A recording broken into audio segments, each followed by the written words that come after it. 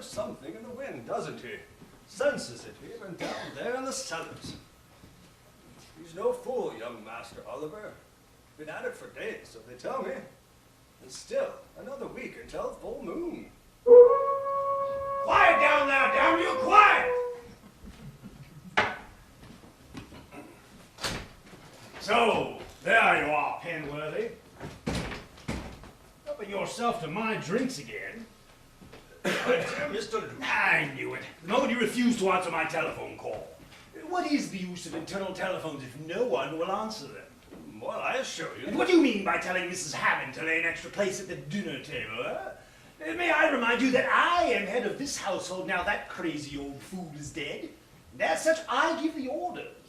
If you wish to dine with us, then you ask my permission. Family solicitor or not. Well, if you would allow me to explain. Yeah, there's no need to explain. I consider the gross impertinence on your part, Penworthy. Gross impertinence. Well, nevertheless, I wish to point out that far from inviting myself to join you at the table, I was merely following the instructions of your late father, that on the day of his will reading, an additional place be set for one of the beneficiaries. This is monstrous. I absolutely refuse to sit at the same table as Oliver. He was never allowed outside his cell whilst father was alive, and I don't see why we should have to tolerate him now. He should have been committed years ago, the day he bit off the gardener's ear. Yes, the most distressing occurrence. Fortunately, the chap was stone deaf and had no further use for it. But that's beside the point. The other beneficiary isn't your brother Oliver, but a stranger. Someone quite unknown to the members of this household and something of an unknown quantity in herself. I'm assured, though, in the outside world, so to speak, she's something of a celebrity. You mean it's a female? Yes, Miss Ermentrude Ashe, a writer of romantic novels for women. I never heard of her. Nor I, but apparently your father was quite fond of her literary style, and so wished to include her in his bequest for a small token of his appreciation. She won't accept it, of course. That's entirely up to her, Mr. Lucian. Naturally, I wrote her publishers, and I was duly informed she'll be here on the 7:15 train. I took the liberty of arranging a taxi to bring her here from the station. You're being uncommonly free with my money, Penworthy. If you don't mind my saying so. How long do we have to put up with this person? You know how Dora feels about strangers. The duration of Miss Ashe's stay entirely depends on whether she's willing to accept the terms of the legacy or not. She could be gone tomorrow, but on the other hand... What are the terms? I'm afraid I can't tell you until the actual reading of the document. It must be heard in the full hearing of all parties. I want to know now, Penworthy. I will not have perfect strangers wandering about my home, poking their noses in things that don't concern them. I won't have it. Won't have what, Lucian? Strangers in the house. Absolute strangers. The police? Don't be so stupid, Dora. They were all accidents, Lucian. Accidents. Even the tax inspector. Don't let them take me. Oh, Miss Dora, please, please. The lady in question is quite unconnected with the police force. Merely a beneficiary of your father's who will be staying the night at Monument House. Here? But that's impossible. No one ever spends the night here. Not if they know us. Well, it was a condition of your father's and quite binding. This is intolerable. Absolute blackmail. Oh, but Lucian, we can put her in the bedroom with the four-poster. I've always wanted to know how it worked with a real body in it. I'm afraid not, Miss Dora. Not this time. The unexpected disappearance of Miss Ashe might prove somewhat embarrassing for all of us. I'm afraid she'll have to leave here alive. That's so typical of father. No consideration for any of us. How dare he force us to have this woman in our own home? What's right to see? What's right to see, I say? About £5 million worth of right at a rough guess, wouldn't you say so, Penworthy? Good evening, Miss Emily. Vultures beginning to gather, I see, eager for their share of the carcass. There's nothing of a vulture about me, Emily Tomb. Nothing at all. Oh, forgive me. Perhaps I should have referred to you as a carrion crow. After all, I see you're dressing the part. How dare you? How dare you? If you don't mind me saying so, this ridiculous enmity between you and your sister would be best hidden whilst the outsiders are present. Ridiculous enmity? That old cow poisoned our mother. Well, mistakes do happen to the most organized people, Miss Emily. Though I myself wouldn't have chosen foxglove or hemlock suitable ingredients for flower wine, obviously Miss Dora thought otherwise. Though Mrs. Toon did compliment her on the taste before the convulsions began. And I suppose that makes everything all right again, does it? Well, nobody asked for your opinion, and just in passing, I'll decide the way I behave around here. Well, that's entirely up to you. But if I could be permitted to quote from your late father's letter of instructions. Oh, yes. If that loudmouth bitch Emily opens her trap in front of my guests, she loses her share of the cash. You can split it between the rest of them, all right. Let me see this. He can't do that. Nonetheless, he has done. So I think it would be in your own interest to restrain yourself while Miss Ash is on the premise. I hardly need to add that there's further instructions for the rest of the family. You mean he threatens me in that letter? Me? There must be some mistake. Oh, no, there's no mistake, Miss Dora. You are to restrain yourself from any mention of your horticultural studies. And Mr. Lucian, his experiments in the East Wing. No, this is intolerable. I absolutely refuse to be silenced. Absolutely refuse. But I don't understand, Mr. Penworthy. What possible objection could there be to my mentioning our lovely gardens? Somebody might ask what you've planted in them. And why shouldn't they? Those beds are beautifully laid out. So are the bodies under them. You've been told about mentioning that before, Emily. It's a subject best left dead and buried. You said it. But he's never said I mustn't talk about the gardens to our guests before. Never. That's because we haven't had guests before. At least not ones who were allowed to go home again. That is enough, Emily. I will not hear another word. Well, in that case, brother dear, perhaps you better stuff those piggy ears of yours with cotton wool, because I haven't finished yet. Not by a long way. It doesn't take a great deal of imagination to figure out what's going on around here, does it? All what, Miss Emily? These conditions, threats, whatever you want to call them. I think we know why the old goat gave you that letter, don't we? Well, I certainly don't. I fail to see the reason entirely. So do I. Then you're even more stupid than I gave you credit for. Well, really? Face up to it, Lucy boy. You're not thinking that we're an average home-loving family who spend our time doing good works for the community. There's not a one of us that's left this crumbling ruin for the past 20 years. There's never been any need. Everything we've ever wanted has been right here. The chapel, the sick room, the gardens, and the burial grounds. Oh, we mustn't forget the burial grounds, must we? Though we get more use from the flower bed. Emily! Face the facts. We haven't kept out of sight because we've wanted to. We've had to. We're the local Frankensteins. There's Oliver chained in the cellar, thinking he's a werewolf.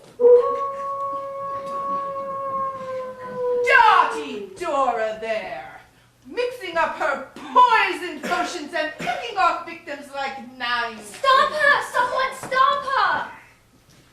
Marcus, so convinced he's Caesar, we expect him to be assassinated at any moment.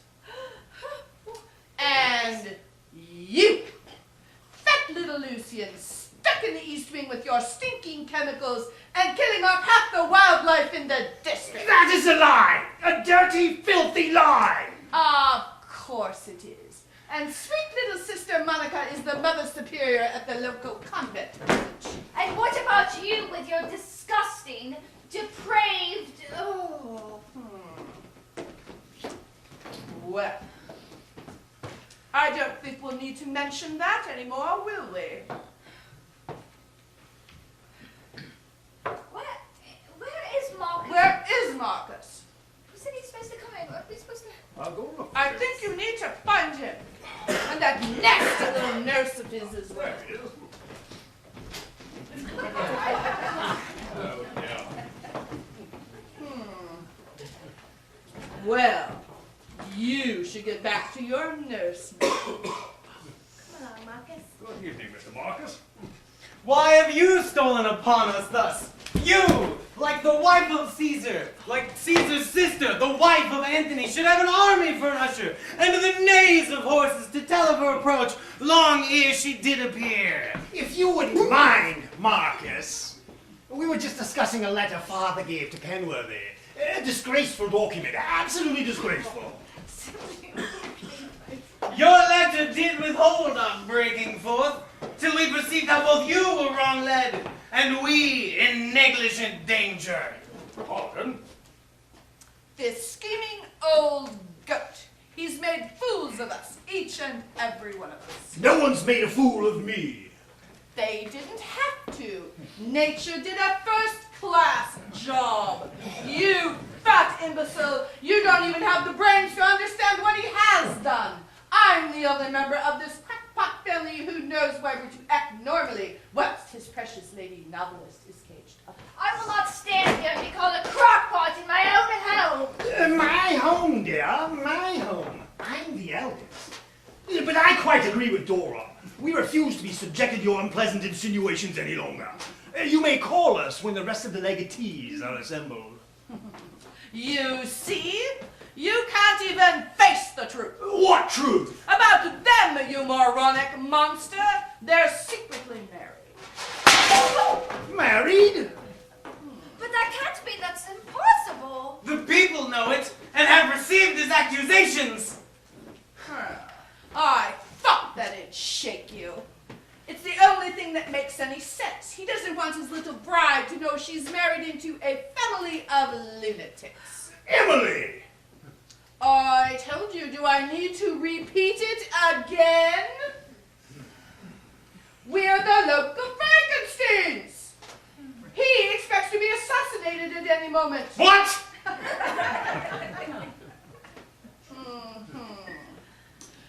And as for the rest of us, you should get back to your nursemaid and move it, people. No! Caesar shall not!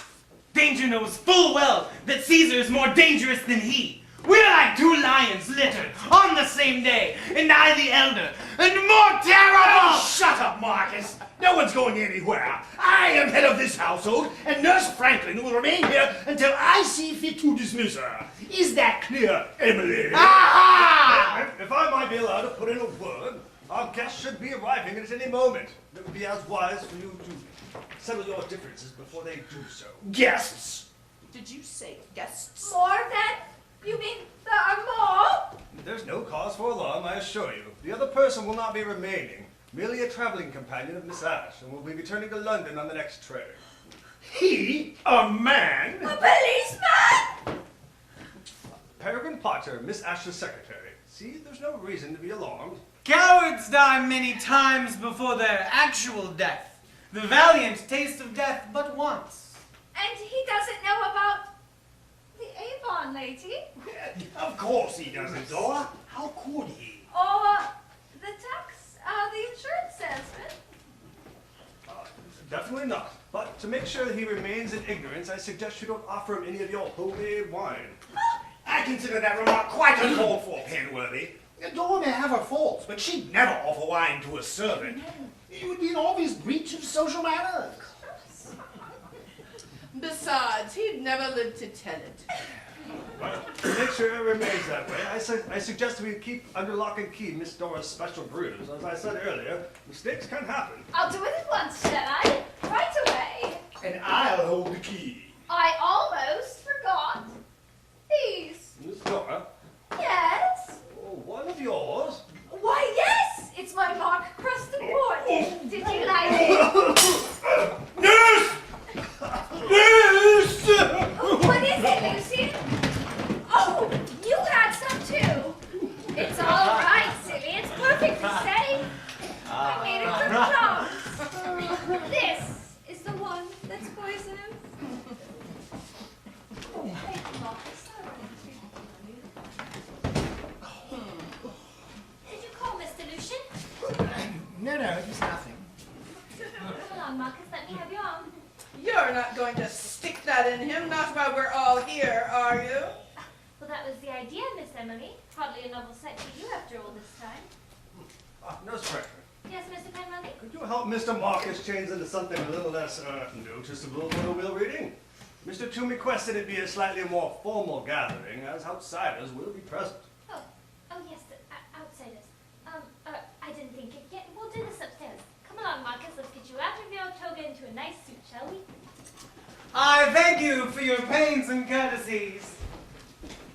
Ooh, that snotty little wave-faced trollop bitch! The sooner we get rid of her, the better. I don't hope the old man's left her anything in the will, has he? Just a small legacy. How small? Nothing, just a small token of his appreciation, and nothing untoward, I assure you. You don't assure me at all, you old crook. There's something fishy going on around here, and I want to know what it is. Is the old man married to the ash woman, or isn't he? Come on, out with it. If anyone knows, it's you. As far as I know, your father and Miss Ash have never met. More than that, I can't say at the present time. And what's that supposed to mean? It's been 6 long weeks since the late unlamented passed on, and we're still trying to find out how much cash is coming to us. Oh, I'm warning you, Penworthy, if you're up to something, I'm going to snap you into little pieces and plant you with Dora's mistakes. Understand? I'm a highly respectable solicitor. If you were respectable, you would not be working for this family. Really? Emily! I understand your impatience at the delay, but your father's instructions were quite clear, and I've attended to many details. Vast wealth does create certain problems, you know. So does the lack of it. I need that money fast. So do I. My experiments have come to a complete halt due to my financial difficulties. Further delays may cause complete disaster, and I'm sure the Prime Minister would be very annoyed if that happened. Well, I promise you, you'll get everything that's coming to you within 24 hours. Word of honor. There's a phone call for him. They say it's urgent. Who is it, Agatha? Him, from the car hire down the village. Strike up. He's collecting our guests from the station. Well, that's not possible, sir. They haven't arrived. Not? I better go speak with him. I knew it. I knew it! More delays! You sure he hasn't just missed them, I suppose? Oh, he could hardly do that. A train didn't even stop. Went through without so much as a whistle. I suppose we'll be eating as normal. No need for the extra place. Never mind the extra place. What about the will reading? We'll have it as soon as Penworthy's off the telephone. How can we? He's already told us he can't read until everyone is here. I am most annoyed! Keep your shirt on, Lucy boy. He'll read it. What a fuss about nothing, if you ask me. Wills are meant to be read when people are dead, not when they're playing hide and seek. Agatha! Your father is about as dead as I am, Mr. Lucian. I know what I heard, and I know what I know, and that's enough for me. And it's enough for me to know that I saw him sealed in that mausoleum 6 weeks ago with a marble slab over his ugly face. You saw the coffin interred, Miss Emily. I'll grant you that. But which of you actually saw him inside it? None of you. That box was screwed down and sealed up before any of you were allowed to enter the room. Isn't that right? What did you expect? They didn't want us to catch whatever it was he died from. The quack said it was highly infectious. And you believed him.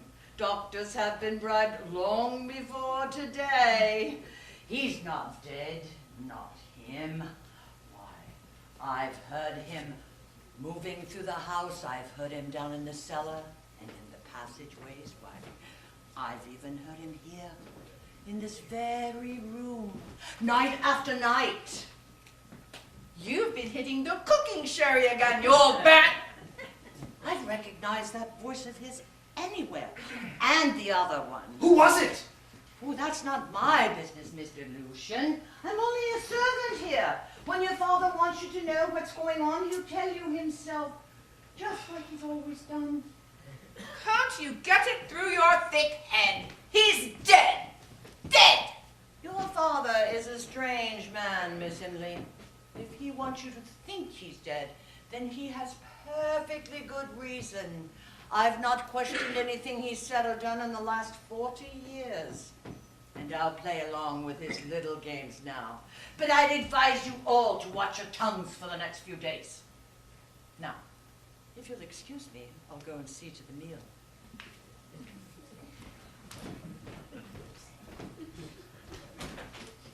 She's mad. Stark, staring mad. But what if she's right? If he isn't dead? Of course he's dead, you brainless toad! Dead and rotting by now. She's just trying to put the wind up us, that's all. But why? Let me think. Got it. Penworthy. He's the brains behind this one. Penworthy? Hamilton Clever Penworthy, a respectable family solicitor. Who's in the best position to swindle us out of our money? Penworthy. Who's kept us waiting for over 6 weeks before finally deciding to let us know what's in the old man's will? Penworthy. And who's the only one who knows anything about the mysterious Ash woman? Penworthy. What are we going to do? I'll tell you. Them? Can't be, the train went straight through. Shall I answer it? No! That's what we pay Agatha for, isn't it? Get out of the way. Oh, good evening. This is Monument House, isn't it? The residence of the Tomb family? Oh, thank goodness for that. I thought we were lost. The fog, you know. I believe you're expecting me? Ash is the name. Ermenstrude Ash. It is her! You'd better come in, I suppose. I'll tell them you're here. Thank you. This way. Miss Ash and friend, I'll tell Mr. Penworthy they've arrived. Oh, so you're the mysterious Miss Ash. Yes, good evening, Miss. Tomb, Emily Tomb, and this is my brother Lucian. The famous scientist. My secretary, Mr. Potter. How do you do? We expected you to come by train, Miss Ash. Even sent a taxi to the station for you. I'm terribly sorry, but we had to come down by car. It seems that the train doesn't stop at your local station on Saturdays during the winter, and what with the fog warning on the radio this afternoon, we thought it best to set off as soon as possible. We did try to warn you, but your number was ex-directory. I do hope we haven't kept you waiting too long. We've been waiting 6 weeks. I'm sure a few more moments won't matter. Drink? Thank you. A small sherry if you have it. Not for me, thanks. I don't drink. Smoke? Oh, I don't smoke either. Oh, really? I do hope you're not going to tell us you make your own dresses. When's sherry coming up? Emily? Relax. It's a good one. Thank you. To tell you the truth, I couldn't tell a good one from a cheap one. You would if it were one of Dora's. That's our sister. She makes wine as a hobby. How very interesting. And are they always successful? No one's ever complained. I suppose she gets most of her ingredients from the gardens. You must have simply acres of them just to drive as anything to go by. I love gardening, don't you? It's so relaxing. Puts you at peace with the world. Give me half a chance to get into those rose beds of yours and I'd never come out again. Not without an exhumation order, and that's for sure. Miss Ash. Welcome to Monument House. Oh, excuse me. Hamilton Penworthy, family solicitor. I see you've already met Miss Emily and Mr. Lucian. The others will be down shortly. Have a seat, please. Thank you, but I prefer to stand for the moment. It's been a long drive. Visibility was very poor. Harry had an awful job getting us here. I don't drive myself, you see. My secretary, Peregrine Potter. Hello. Well, how very nice of you to come down here this evening. I know how busy you must be. Well, I am in the middle of my new book, Daughter of Allah, but I just couldn't resist it. I mean, it's like something from one of my own stories, being left a legacy by a perfect stranger. Simply fantastic. I'll say. I'm afraid there's nothing perfect about the late Mr. Tomb. He was a man of many vices, but your books made him very happy. In fact, in his own room, he had a copy of every book you'd ever written. So they made a great impression on him, a very great impression.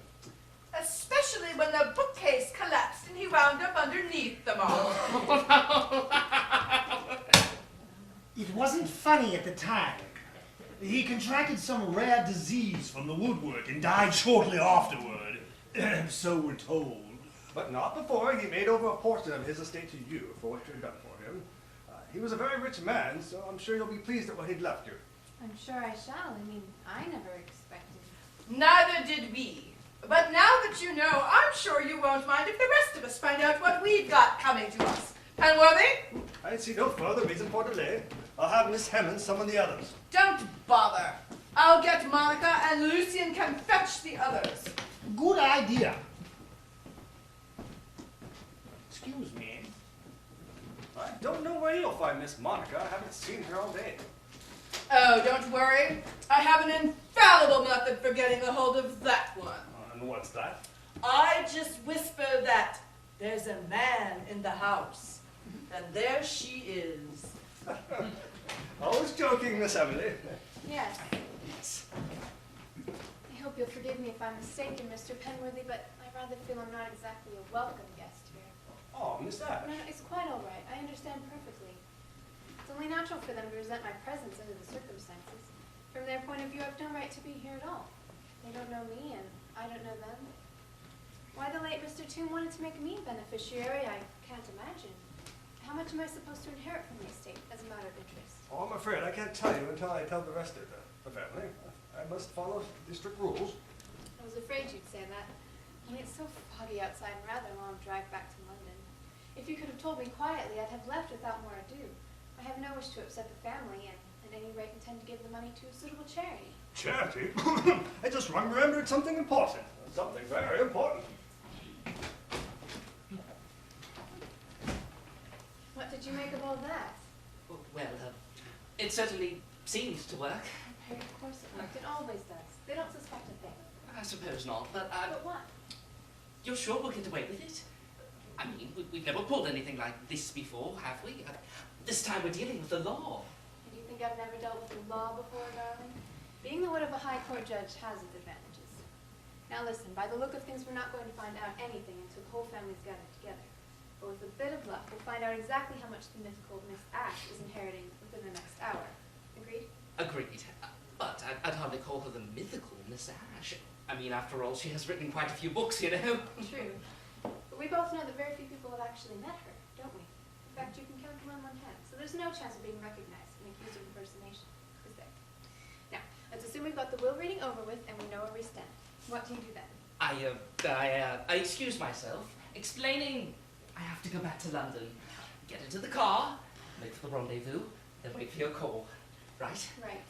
Now, don't worry. Everything's going to be fine. I wish I were as confident as you, Frida.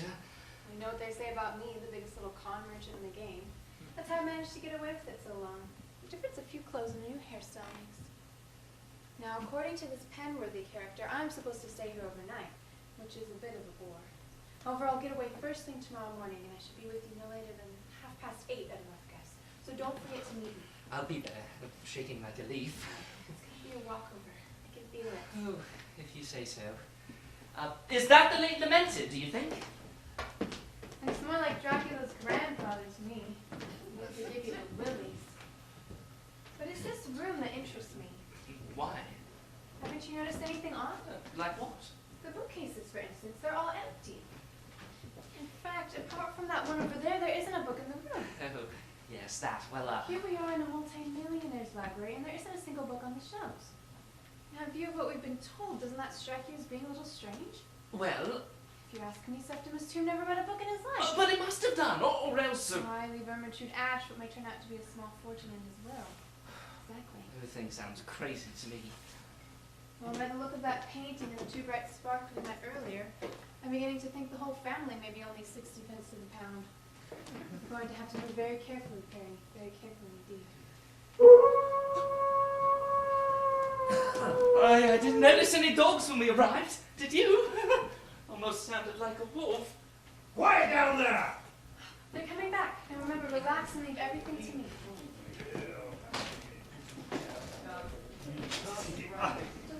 Just a slight lapse of memory on my part. It's all been settled now. I introduce to you the family. Toome and Mr. Marcus Toome, How do you do? Miss Franklin, our resident nurse, Hello. and Miss Hammond, whom you've already met. How nice to see you again. Miss Ermitude Ash, the famous novelist. And this is Perry, my faithful secretary. Hello? No! Marcus, shake hands with Mr. Perry. Let me have men about me that are fat, sleek-headed men, who sleep such nights as this. Yon Cassius has a lean and hungry look. He thinks too much, and such men are dangerous. Very good, Marcus. That was word perfect. He's studying for the role of Caesar in the town festival, you know. Oh, interesting. Isn't it? Perhaps you better have a seat. That's a good idea. Miss Monica and Miss Emily will be with us shortly. Please be seated. Keep your hands off me, you fat bitch! In there, tramp! Ah, Miss Monica. Lay those flabby fingers of yours on me again, Sister dear, and I'll bite them off at the elbows, understand? Miss Monica, we have guests. You can tell them to get knotted, and you can... Oh! May I introduce to you Miss Ermitude Ash and her secretary, Mr. Potter. Peregrine Potter, that is. Hello. Knock it off, hot lips. Dinner's not till after the will reading. Oh, then we'll have plenty of time to bring your trough in through here then. Oh, good evening, Miss Toome. So, you're the mysterious Emmy Ash, are you?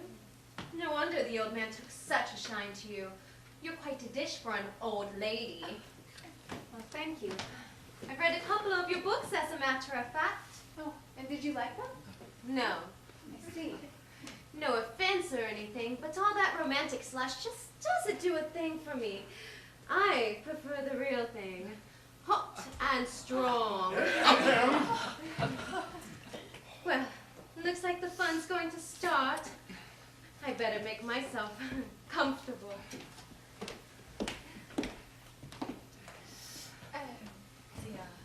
Well, be careful what you drink tonight, that's all I have to say.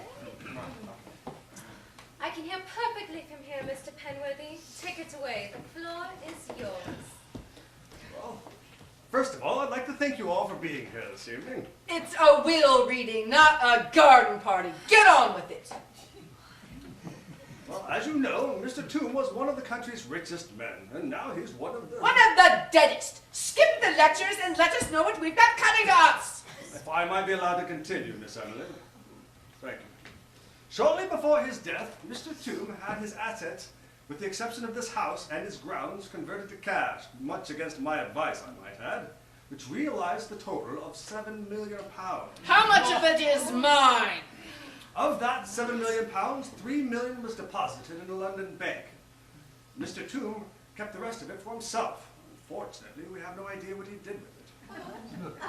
You mean it's vanished? £4 million? Exactly. Gone without trace. But in the meantime, while we look for the missing millions, I am required to read to you his last will and testament and the contents therein. I'd like to start out by saying that Mr. Toome wrote his own will, scorning my advice and experience. I'm ready to reveal to you the contents. And not before time. Do be quiet, Emily. To each of my 6 children, Lucian, Marcus, Emily, Dora Lucrezia, Monica, Oliver, the sum of £400,000 each. To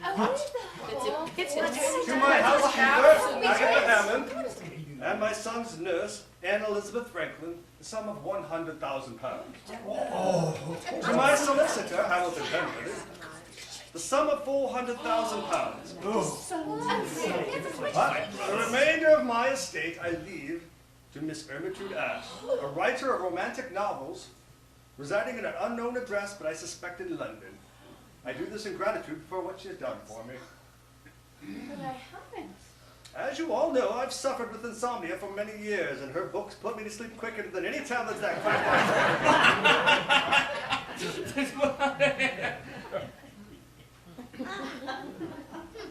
If, however, she chooses not to accept this legacy, then split it between the rest of them in equal shares. Forgery. It's a forgery. We'll fight this through every court in the land. £4 million to an absolute stranger! Not forgetting the house. How? She can't possibly accept it. That money belongs to us. Every penny of it. It's ours. The family's. Congratulations, Miss Ash. I'm very happy for you. Thank you. There is a further passage. Ah! In order to protect his interests, if Miss Ash decides to accept this legacy, she is required to take up residence in Monument. You wanted all of your future novels to be written here. Oh, but I'm afraid that's out of the question, Mr. Penworthy. I couldn't possibly stay in this house under any circumstances. £4 million? That's a lot of money. I can't think. Excuse me. As I've never been left anything in a will before, I was wondering if you have any idea of when I may get the money. Ah, the nightingale showing her claws again. I'm not asking for myself, Miss Emily. I have a very good reason for wanting to know. I'll bet. Unfortunately, Nurse Franklin, this is where we run into a slight setback, so to speak. Setback? As I told you earlier, of the £7 million collected, Mr. Toome himself kept 4. The missing millions appear to be the property of Miss Ash at the moment. Yes, go on. Well, unfortunately, in preparing for the disposal of his wealth, Mr. Toome quite forgot about death duties. Death duties? What about them? Well, in the case of the Toome fortune, death duties amount to £3 million. Since that's all the money that we can find, it's been handed over to Her Majesty's government. There's not a penny left. We've got nothing. It's a fix! A humbug! Unfortunately, we're all in the same boat. None of us will receive a brass farthing unless the missing millions is found, and Miss Ash refuses her portion. But she has refused, haven't you? Oh, you can't change your mind now. Miss Ash has until tomorrow to make up her mind. I can't take an acceptance or refusal until that time. My hands are tied. So will your throat be if she walks off with that money. You're a lawyer? Do something! I can do nothing until the appointed time, so I suggest you go to your rooms and prepare yourselves for dinner. Dinner? Miss Ash has a lot to think about, and I think we should leave her in her solitude for a short while. It will be 20 minutes. That should give her plenty of time. Come along, Marcus, back to your room. Yes, Caesar shall forth. The things that threaten Caesar never looked on my back. When they see the face of Caesar, they will be vanished. Very good, Marcus. Perfect again. And don't worry, they can't do a thing about it. It's all yours. Oh, a very fortunate lady. So it would seem. It's a lot of money if we find it. Yes. I wonder if you'll excuse me. Harry? I really should be getting back to London. But you're not leaving. Not tonight. I'm afraid I've got to. Work. No. But it's foggy outside. I'm sure I can find a nice warm bed for you here. That's most kind of you, but I'll really have to be going. Perry. Do what you think best. I leave it to you. See you tomorrow at the office.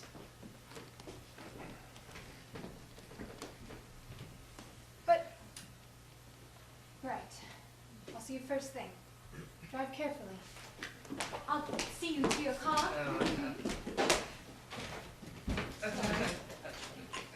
So you intend to work tomorrow, as usual, with all this excitement?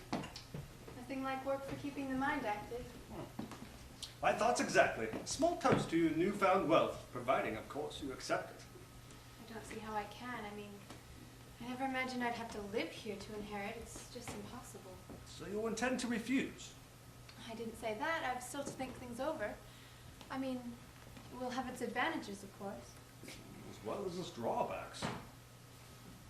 I'm afraid so. On the other hand, I might be able to work something out, subject to certain conditions of my own. £4 million. It's a lot of money if we find it. But there is the house. As you say, there is the house. And £4 million is a lot of money to have in cash, Mr. Penworthy, isn't it? It would take up an awful lot of room, wouldn't you think? Well, yes. Then hasn't it crossed your mind that most probably it's here? Hidden away somewhere inside Monument House? I must admit that I too shared your notion, but an extensive search has failed to find its whereabouts. Perhaps you haven't been searching the right places. Maybe I can do better. What do you mean? I've decided to accept. If there's £4 million pounds in this house, I'm going to have it. It's legally mine, and I know just what I'm going to do with it. But what about the family? Oh, I'll see them all right, don't worry. But they'll have to go. I can't have them hanging around while I'm writing. So your mind is made up. Yes, it is. Quite made up.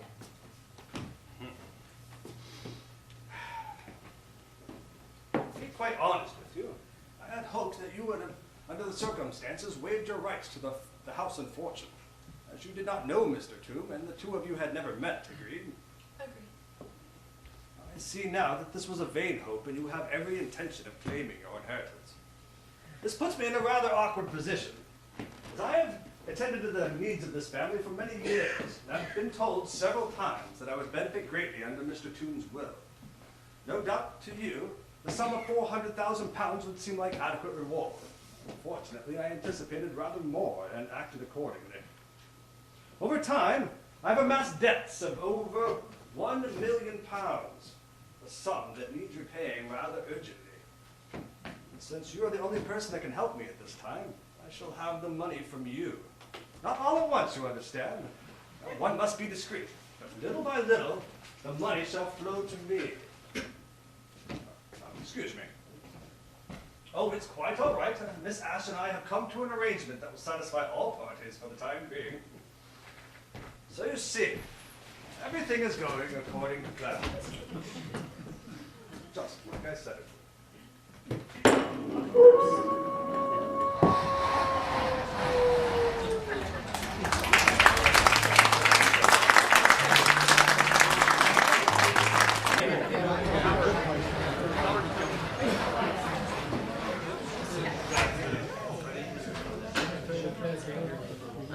Naturally, I summoned the aid of Nurse Reagan, but it was too late.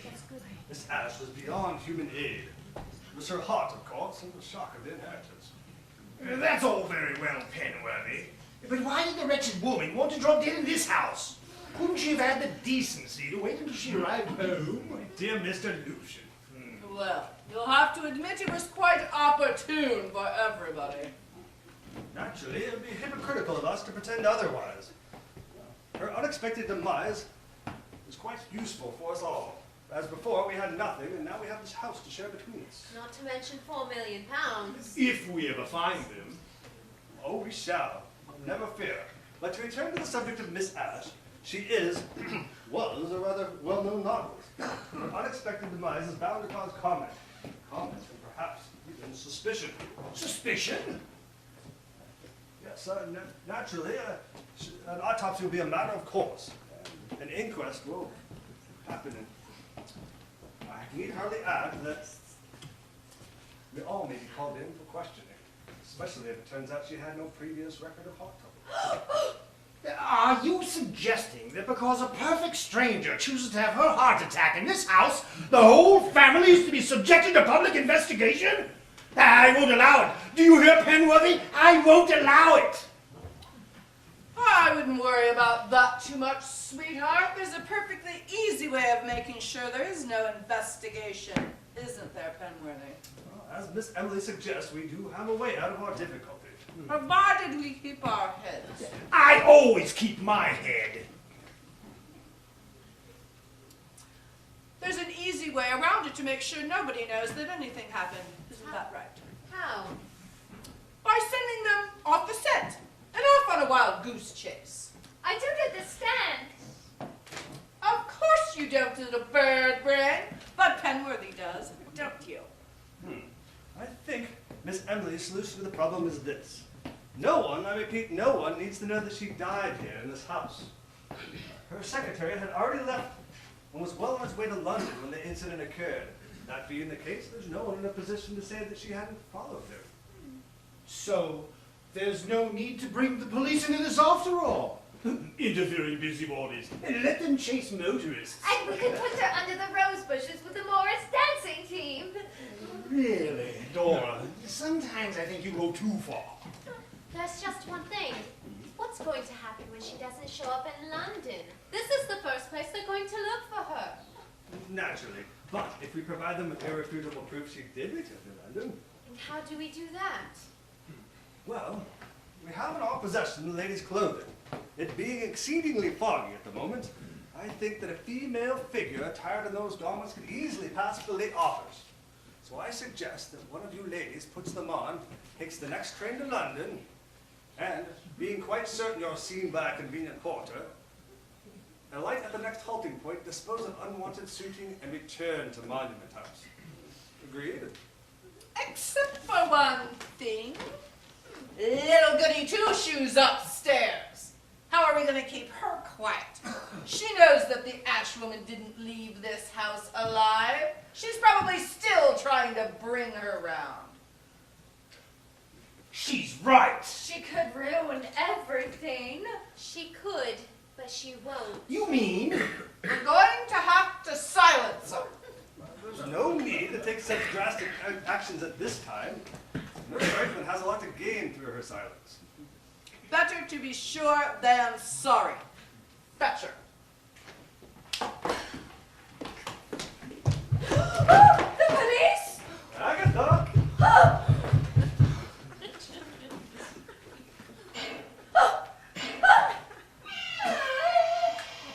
Hello. Sorry to bother you again, but I've had a bit of an accident.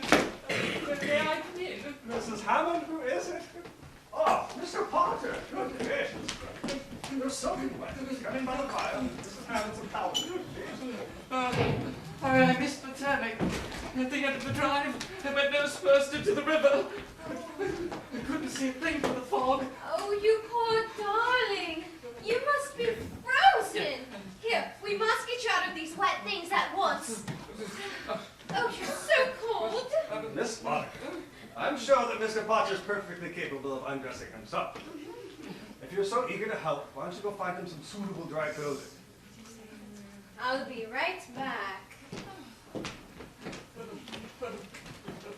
Quite the ordeal, Mr. Potter. I'll say. Lucky I'm a good swimmer, or I'd have been a goner. Oh, most fortunate. So your car's at the bottom of the river. Sunk without trace. And if the door catch hadn't been faulty, I'd have been down there with it. How interesting. Frida will be furious. She's only had it for just over a week. Where is she? Frida? Oh! I mean Miss Ash. I thought her name was Ermintrude. Yes, it is. It's not. No, not exactly. It sort of is, and it isn't, if you know what I mean. No, we don't. Perhaps you better tell us. Indeed you have. Oh, well, it's rather difficult. Perhaps she'd better tell you herself. We'd much prefer to hear it from you. You see, Miss Ash isn't saying much of anything at the present time. Well, it's quite simple, really. It was rather difficult a few moments ago. Yes, it was, wasn't it? No, you see, the whole thing is, to be quite honest about it. And I do hope you're going to be honest, Mr. Potter. Yes, of course I am. You see, her name isn't Ermintrude Ash at all. It's Frida Mountjoy. Then what's happened to the real Ermintrude Ash? No, nothing at all. That's just the name she writes under. Her pen name. Ah, a nom de plume. You had us worried there for a second, Mr. Potter. Had me worried too. We thought we might be harboring an imposter on our midst. Pasta? But you, take off your clothes and we'll have them dried and pressed. It's all speedy. Ladies, could you please clear the room for Mr. Potter? You can carry Miss Hammond along.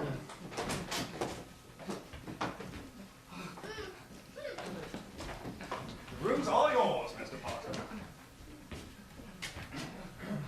Oh, well, I never thought I'd be coming back here so soon. When I went over the edge, I thought my last hour had come. But thank goodness for the good old British workman. We expected you to be miles away by now. Good manage. Thank you, Agatha. That will be all. Well, I'm waiting for his clothes. They'll be brought out to you, and I'll speak. Oh. Thank you. You can shut the door behind you. Yes, You didn't mind my coming back here, did you? Oh, not at all. In fact, if you had not done so, it would have created a rather delicate problem for us. Really? Definitely.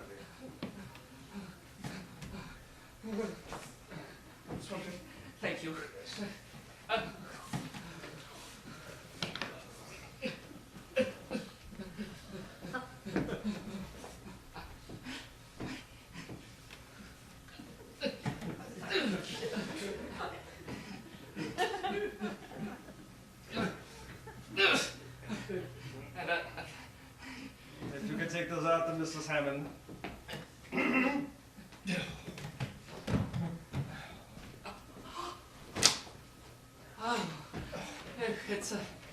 It's going to be a delicate problem for me too.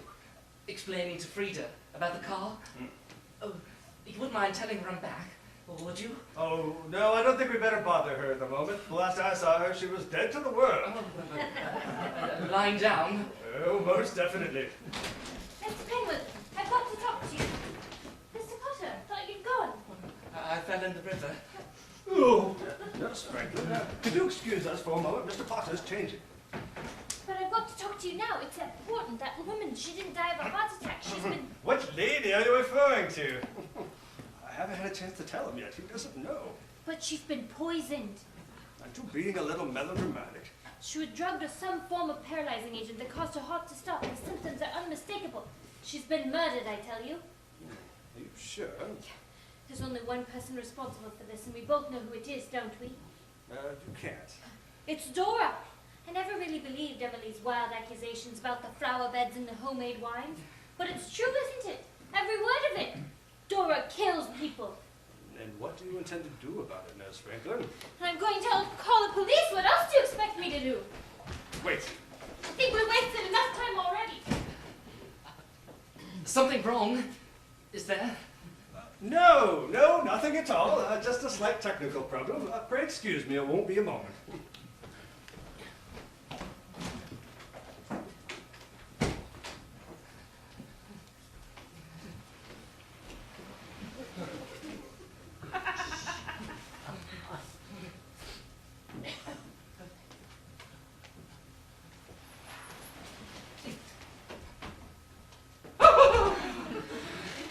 You these. Oh, thank you. I didn't see you come in. That's because I came in the quick way. I didn't want you to catch a chill. That's most thoughtful of you. I'm very considerate. Really? Would you like me to dry your back for you? No, thank you. I can manage. Oh, but you've only to say the word. Oh? And I'll do anything. I'm sure you would. Well, now that you know I'm willing, I'm just going to sit right here in case you change your mind.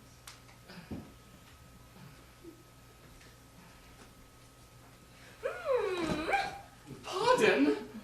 What a beautiful body you have. Oh, this old thing. Are you sure you don't need any help, Perry? Positive. Thank you. Peregrine? No! Oh, you're so sexy! Let go! Get off! What happened? Who's shooting? What is it? Who's shooting down there? Is it? The police? What's going on? Who fired? Check the dining room! The police! It's the police! Help me, Lucian! Mr. Potter, oh, are you alright? Yes, I'm fine. They came from out there. But who'd fire a gun in the house? Anything here? Oh, no, it was out there. Upstairs? No, Dora's upstairs. She thought it came from in here. Dora wouldn't know if she's on this earth or Fuller's. This is monstrous, monstrous. I will not have people shooting in the house. Who was it? I demand to know. I'm down! Lucian, what's happening? Why won't anyone tell me? It's because we don't know, you bird brain! That's what we're trying to find out! Marcus, where is he? Has anyone seen him? Marcus! Marcus, where are you? Who is it in the bed that calls upon me? Marcus, what are you doing down there? Not been bothering Oliver, have you? He was in the cellars! Best place for him! Bid them prepare within. I am to blame to be thus waited for. We heard the shots and thought there'd been an accident. And then when we didn't see you, How foolish your fears seem now, Calphurnia. Dress rehearsal, is it? He is a dreamer. Let us leave him. No one's leaving this room until I find out who fired those shots. Who? And at what? Well, unless someone makes a move, no one's going to find out what's going on. Where's Monica got to? Perhaps Mr. Penworthy went... Yes. Where is that man? Has anyone seen him? He was in here with Mr. Potter a few moments ago. Well, but perhaps he went to tell Frida I'd come back. She was lying down, he said. I hope she's all right. She hates loud noises, and the shots were enough to waken the dead. That's wishful thinking if ever I heard it. Mr. Potter, you've got to know sometime, so I think it's only fair to tell you that Miss Ashes will... One moment. There's no necessity for speed, I'm afraid.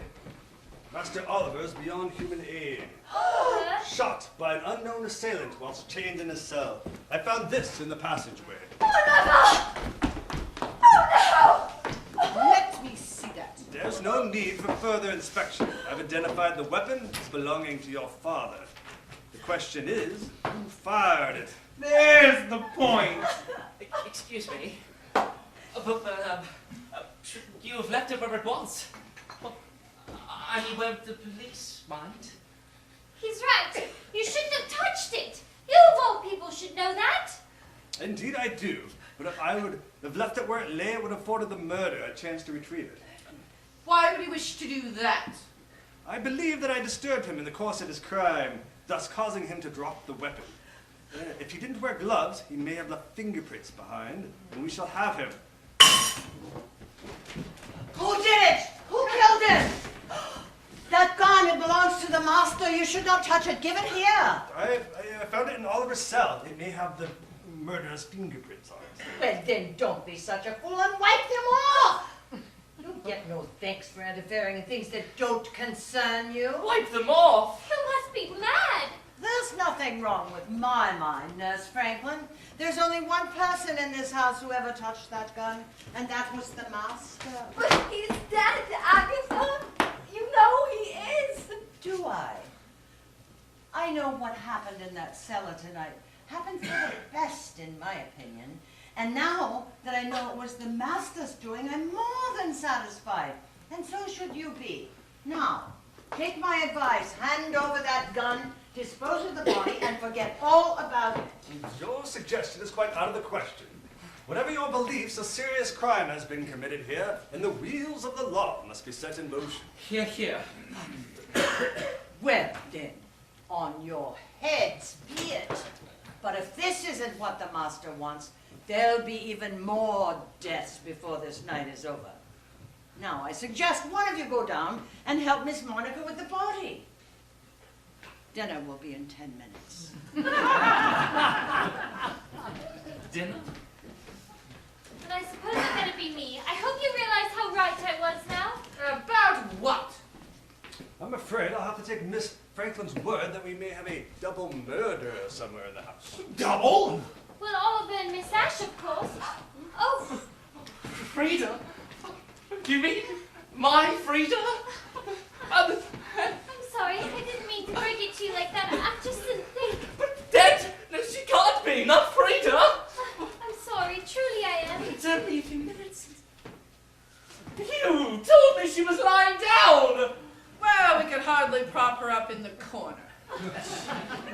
I'm afraid that was a failed attempt on my part to conceal her demise But from you. why? What happened to her? I think that possibly... It's okay, Miss Franklin. If you could help Miss Monica, I'll attend to Mr. Potter. All right, but before I do anything, I'm going to have another go at getting through to the police. They just got to get them out here. Would you like to sit down? Never mind about that. What happened to Frida? She was poisoned. But you said she'd had a heart attack. Poison? It wasn't me. It wasn't. They were all locked away. You know they were. How did it happen? Perhaps you better put on the rest of your clothes. Who poisoned Frida? I don't know, but we suspect it was a heart attack. It's impossible. But then Nurse Franklin told me that she had been poisoned and informed me at all speed. Why didn't you tell me when I came back? Why all the secrecy? The telephone, it's dead. I can't get a sound from it. Are you sure? Of course I am. There's not even a crackle. Typical post office blundering. I shall put in a complaint at once. But it was working before. Before we had the shot, I was getting the engage signal. You don't suppose it's been tampered with, do you? What is thou sayest? You mean the wires have been cut? I don't know. It's just dead. Vandalism, sheer and utter vandalism. I shall go to the Prime Minister. To the very top, the very top. Does that mean we can't call the police in now? It means nothing of the sort. I'm going to get my coat and leave for the village. I can do it in half an hour. But the fog. Don't worry, I know the way blindfolded. I'd better come with you. No, I prefer if you stay here, in the house. That way I know I'll be safe. Wait. How do we know that you didn't poison Miss Ash and shoot Master Oliver? I'm not saying that you did, but how do we know? Maybe I should go for the authorities. And how do we know that you didn't do it? You've got the gun. Do I look like a murderer? Mrs. Hammond, my clothes, if you please. Just a moment, Penworthy. Before you get carried away with your own importance, what word have we that the Ash woman was poisoned, only hers? She's right. I do happen to be a trained nurse, Miss Emily. She could have made a mistake. I'm not in the habit of making mistakes, Dora. That woman was poisoned and we're all aware of who did it. Oh, you have no right to make such an accusation without proof or reason. Reason? If that woman had left after accepting her legacy, she'd still be alive. Can you deny that? How do you know she did accept it? Were you listening to the keyhole, perhaps? There was no need. It was obvious she accepted. If she would have left here, we would have all been left penniless. She had to be killed to prevent that from happening. How dare you! Are you suggesting she killed Oliver, too? Why not? That way there'd be one less to share the money with. You are accusing Miss Daw of the most heinous of crimes without anything but suspicion to support you. The death of Miss Ash could possibly, I say possibly, be the result of accidental partaking of homemade wine. Your insistence that the family needed her death to regain their wealth is quite incorrect. Nothing could be farther from the truth. What was that, Penworthy? Nurse Franklin, being a layman, so to speak, would be unaware of a certain legal point that, up until now, I've concealed from you. In a case like this, where the expenditures are more than the ability to pay for the assets of the will, what does remain is distributed to the original beneficiaries in near original proportions. So the missing millions are ours after all. A goodly portion of them at least. The house alone would have passed to Miss Ash, and what coinage remained after the division of the estate. Then why didn't you tell us this before? Letting us think we were penniless. This is an outrage, Penworthy. An absolute outrage. What difference would it have made? That woman still had got to die. Dora couldn't risk her finding out what she had buried in the gardens. Nurse Franklin, I refuse to listen to any more of your vile accusations. You may leave this house at once. At once, do you hear? With pleasure! Oh, Red. I'm afraid that no one can leave this house until I return with the authorities. Any attempt to do so would be viewed by them with great suspicion. You understand? Good. How is the fog, Mrs. Hammond? Thicker than ever. The sooner I go, the better.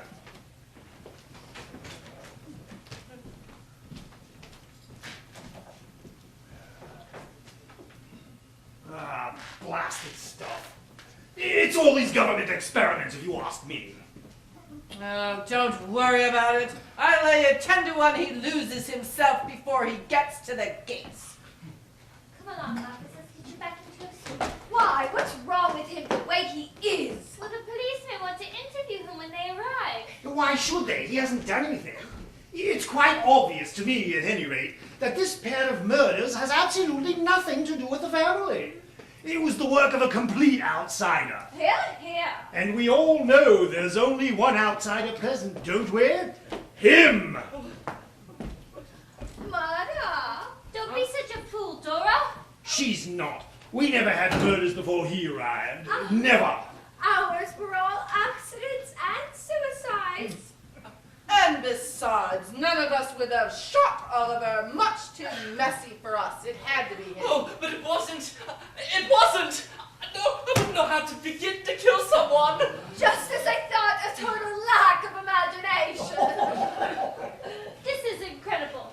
How you can stand here and accuse this poor man, I just don't know. In the first place, he wasn't even here when Miss Ash was poisoned. And as for killing Oliver, he wouldn't have known how to find him in that maze of corridors. Unless he had help from another outsider. You're not suggesting that I have anything to do with it. Oh, why not? As you so beautifully put it when you accused Dora here, none of us, including yourself, would have gotten anything if the Ash woman hadn't died. Who better than a nurse to slip her a dose of something deadly? Interesting theory, Miss Emily. But you seem to have forgotten that it's my job to save lives and not take them. So was Dr. Crippens. If the police wish to speak to me, I'll be in my room. I too see no reason for remaining in your company, Nurse Franklin. As soon as this criminal is arrested and removed from these premises, I shall be obliged if you will pack your bags and follow him. Come, Dora. Big bad.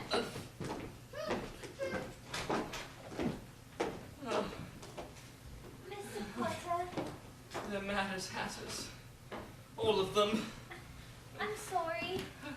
How do you stand it? Being cooped up with them, miles from anywhere. Aren't you afraid? It seems to me most strange that men should fear seeing the death, unnecessary end will come when it comes. Marcus. What can be avoided? Whose end is purposed by the wrathful gods? Marcus, go up to your room and change, dear. I'll be up in a moment. I've got to speak with Mr. Potter. Caesar shall forth.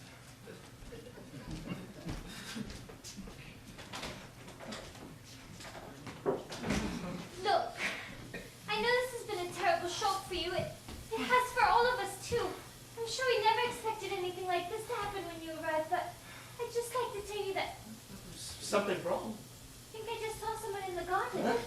Just there by those shrubs. Are you sure? Well, I suppose it could have been a trick of light or something, but... No! There it is again!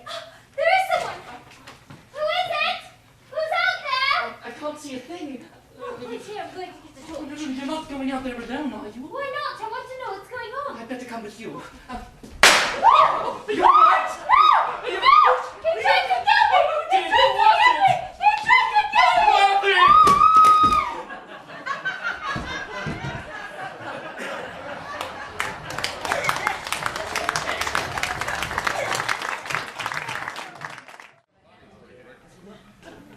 Who are you writing to, Lucifer? The Prime Minister, of course. And don't call me by that ridiculous name again. You know I don't like it.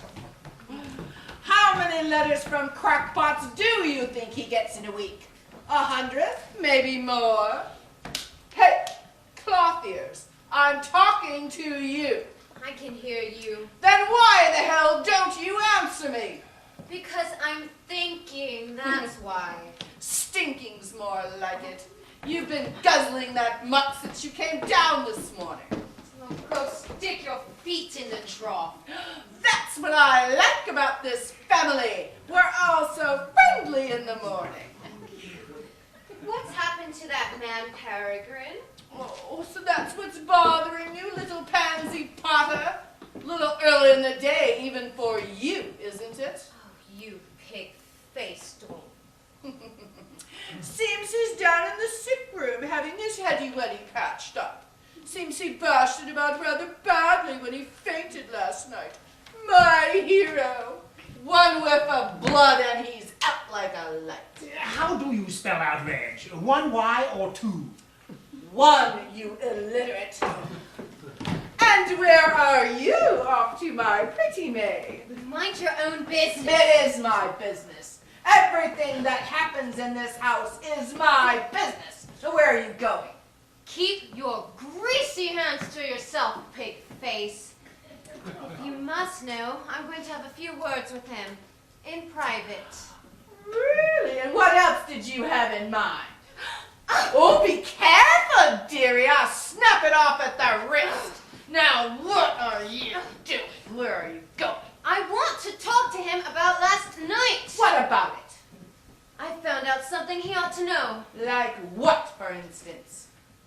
Like who's behind the murders and everything? You mean you know?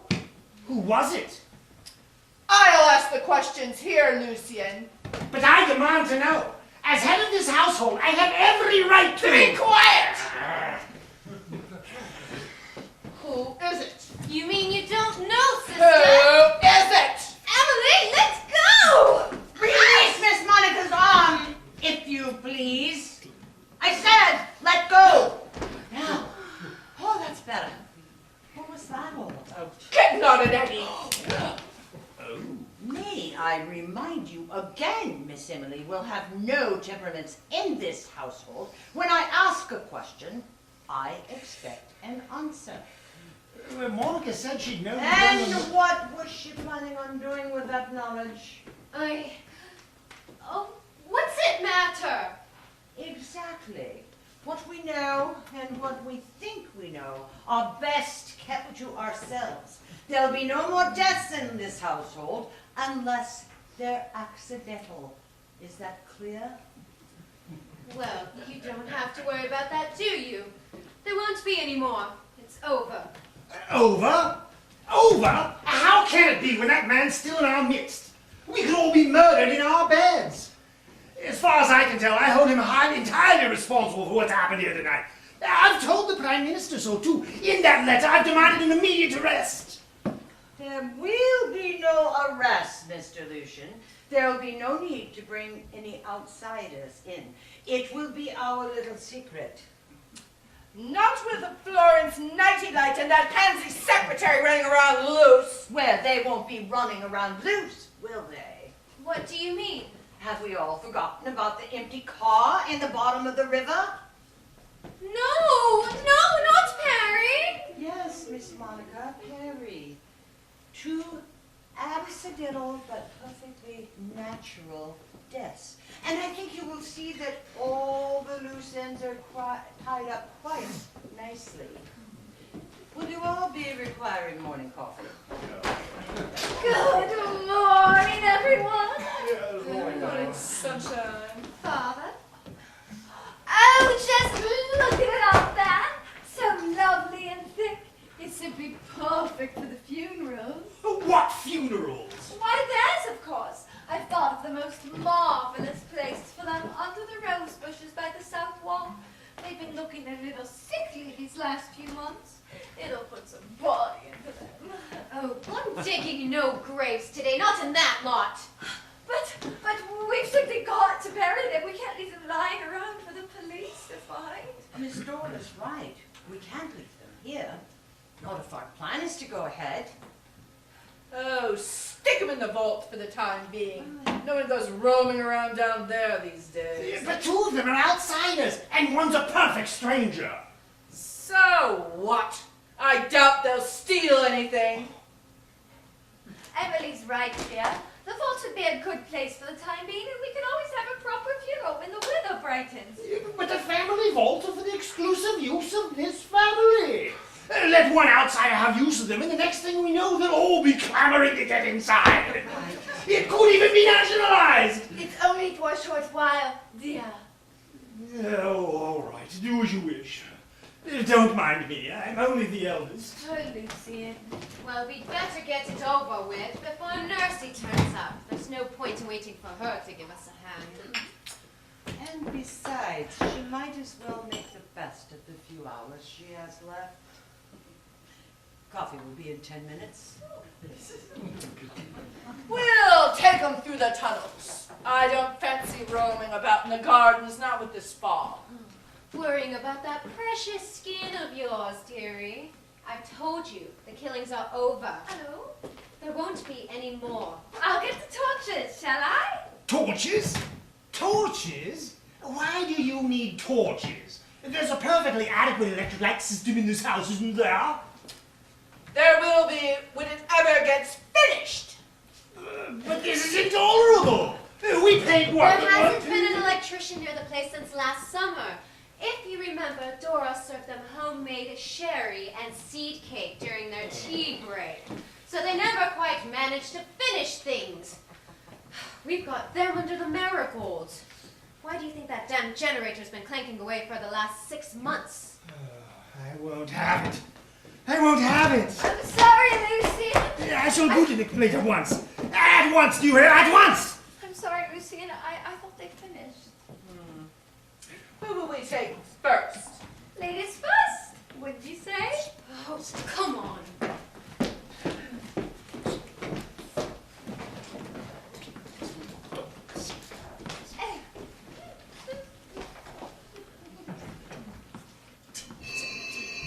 Intolerable. Blackmail! Disgraceful. Oh, hello! What? Yes, of course it's me. Who did you think it was? Oh, my laboratory? How dare they? How dare they? I shall come at once, immediately. Oh, oh, oh.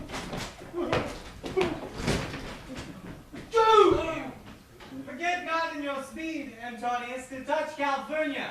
For our elders say, the Baron, touched in this holy chase, shake off their sterile gas. Get out of my way, you lunatic! Ah!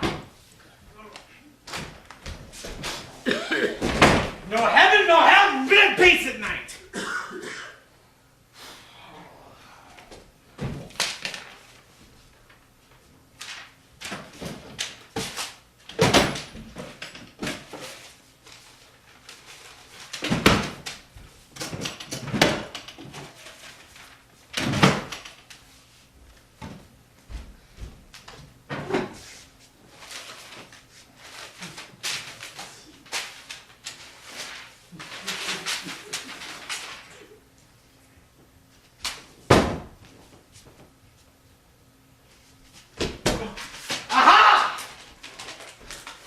Thrice, Aunt California called out in her sleep, help!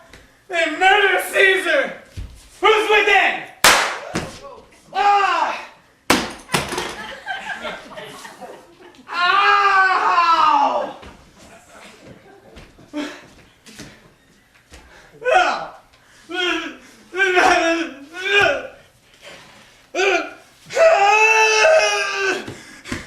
They're too brute!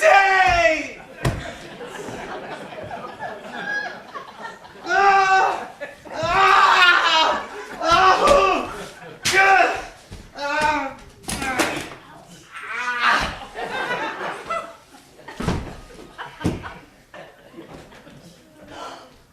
Oh no! Oh no, Mr. Marcus! Not you too! Oh, why him, Mr. Septimus? Why him? What was it? Oh! Don't shoot! He's been murdered. It doesn't matter. I won't tell anyone. Promise. He's dead.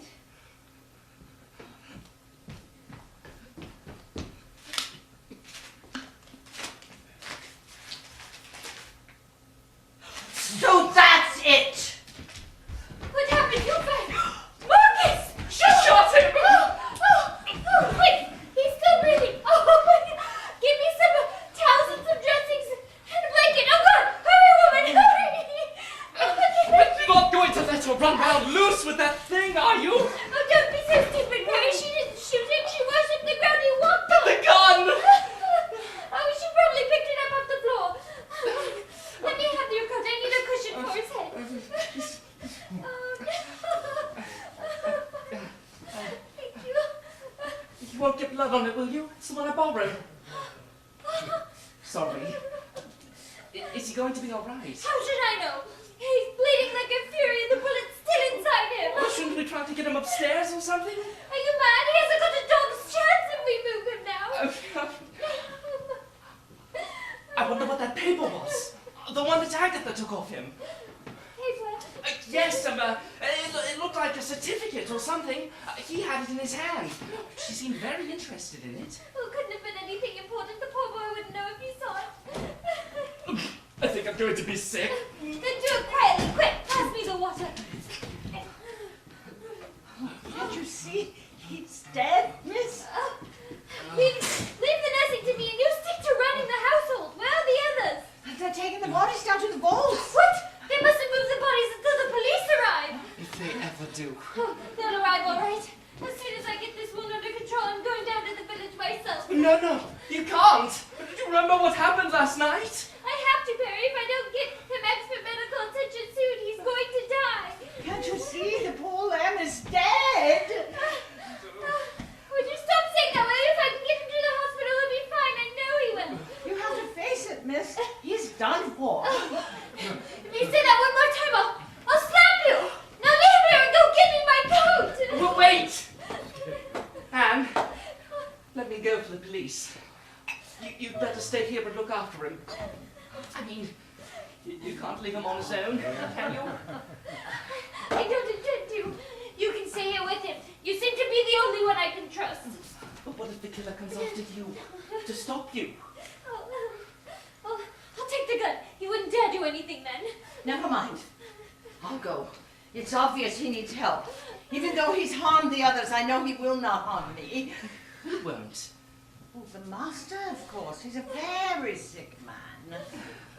For the last time, Agatha. Gone!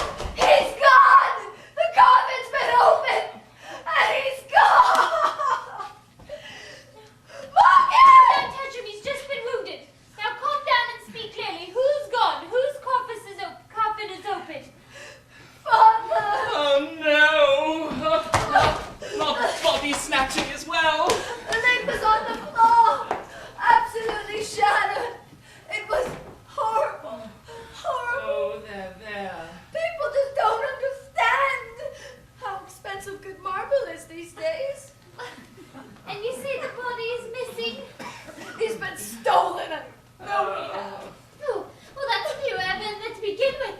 From the beginning, Agatha's been convinced this whole thing was a put-up job and that the old man didn't really die. Now it's beginning to look as though she were right. Where did she go? Oh, down the hall, I think, to the kitchen. Here, you come here. Stay with Dora and keep an eye on Marcus. Come here. Hey, do not leave this room under any circumstances. Do you understand? What are you going to do? I'm going to find your father. I don't understand what's going on. Why is everyone dying like this? It simply isn't amusing anymore. Amusing? It wasn't like this in the old days.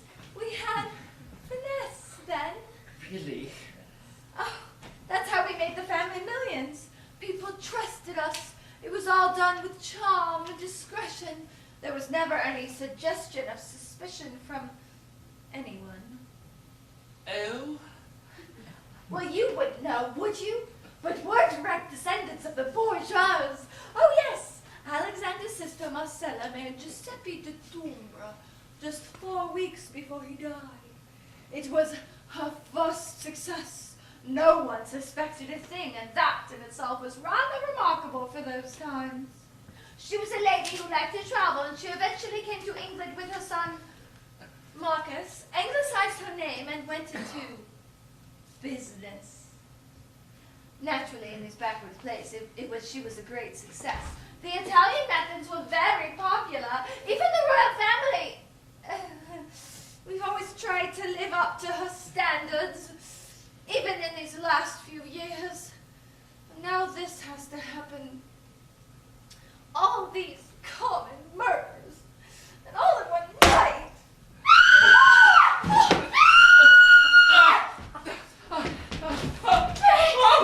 Have to get out of here!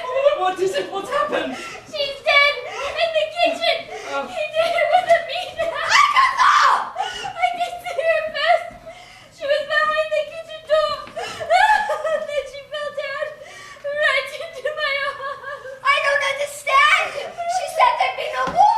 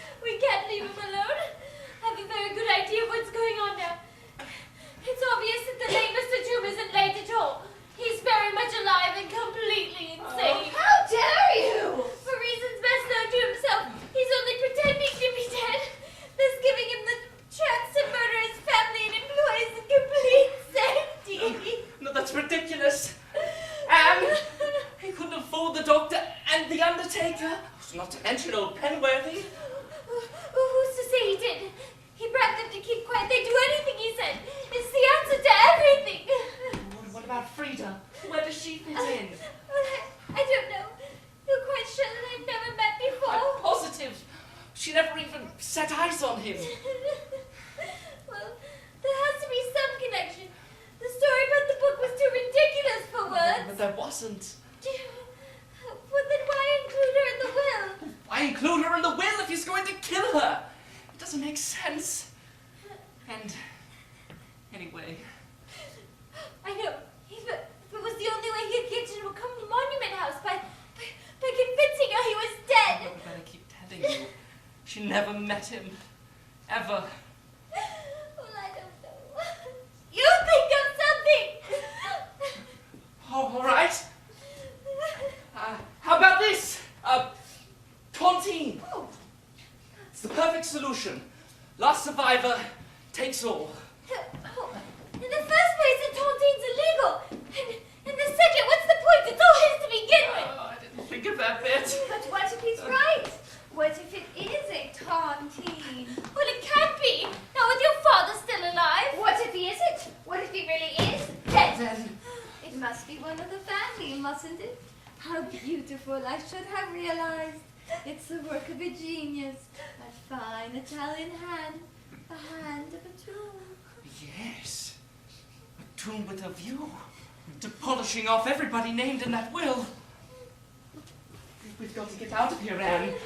How did you find him? Oh, not a sign.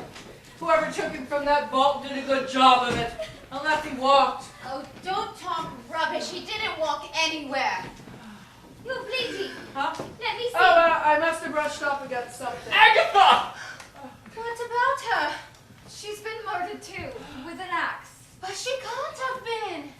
But she has, and Marcus has been shot. Impossible. Dead? Not yet. Marcus! He's lost a lot of blood. Who did it? That's what we'd all like to know. He's dead. He's dead! No, he's just been wounded, but he's still hanging in. He's as cold as a marble slab. I told you he's lost a lot of blood. How But did you're it- right, we've got to do something. How did it happen? I don't know. Agatha found him. She took the gun and ran out. She must have run smack into the killer. He was waiting for her in the kitchen. But what was Marcus doing in here? Why are all these papers on the floor? The will. It had to be the will. Never mind that for a minute. What I want to know is who killed Agatha and who shot Marcus? Well, presumably the same person who killed all the others, your father. Rot? Father didn't kill him. Or them. Penworthy murdered the first two, and I killed him. Well, I was watching him when he left the house, but instead of heading down the drive, he slipped into the shrubbery with the gun in his hand. Well, I figured he was up to something, so I helped myself to one of the kitchen knives and slipped out after him. I arrived just in time to see him take aim, and I got him before I had a chance to squeeze the trigger. Oh, Monica! So it was you! It was you all along! You saved her life, Monica. You couldn't possibly have missed her from that distance. He'd have missed her by a mile. He was aiming at you. How do we know you're telling the truth? How do you know it wasn't the other way around that you saw Penworthy in the garden and you had to kill him to keep him quiet? Anne. Why not? She could have moved her father's body from the vault and hidden it somewhere in the tunnels. No one knows the way around him like she does. You're out of your mind. One of you is. One of you is a Karen, a killer not content with killing its entire family, but innocent outsiders as well. Just you wait a minute. Don't you touch me. I'm not going to be victim number 6, do you hear? You can have my share of the money if that's what you're after. I don't want it, not a penny of it. I just want to stay alive again for Marcus.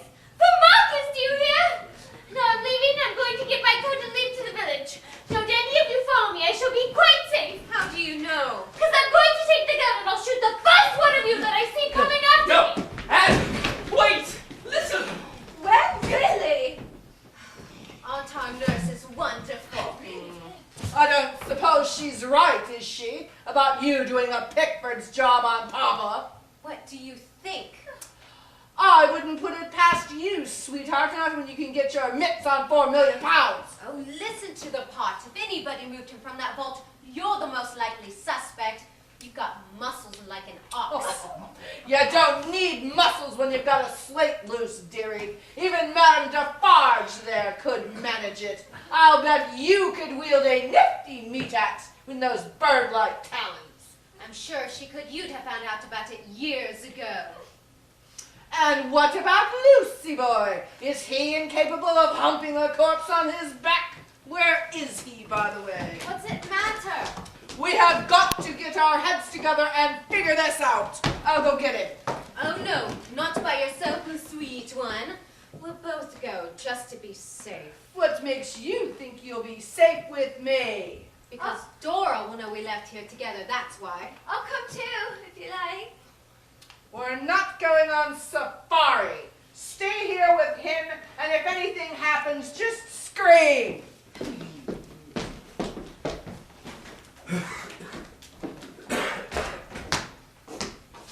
Oh, Marcus. So still and cold. And cold. Warmth. You must have warmth.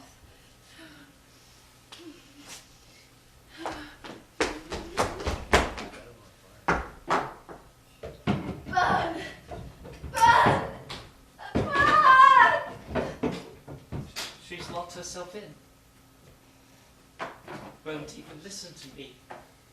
I heard her bolt the door. Did you?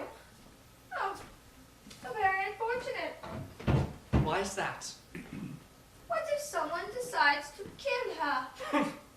He hasn't a home. Those doors must be a foot thick Ah, yes, and but then... soundproof. Ah, yes, but then he wouldn't use the doors, would he? He'd use the passage behind the fireplace. We hardly ever use the doors here.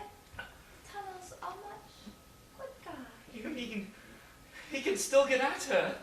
And we wouldn't even hear her scream. Anne! Anne!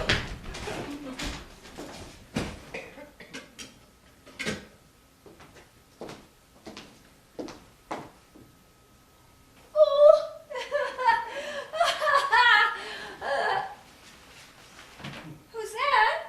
Who is it? Lucian? Is that you, Papa? Hello? Don't be so ridiculous, Mary. I told you I'll be all right. Marcus! She was here a minute ago. He's dead. Dora? Miss Storm? She must have gone through here. Dora? Dora? Dora? Dora! Anne! Come back! Help! Help! Everybody help! Did you find her, Michelle, right? There's not a trace of her, Perry. She could be in terrible danger. Help! What are we going to do? We're going to get to the tunnels. There's not a moment to spare. Help! What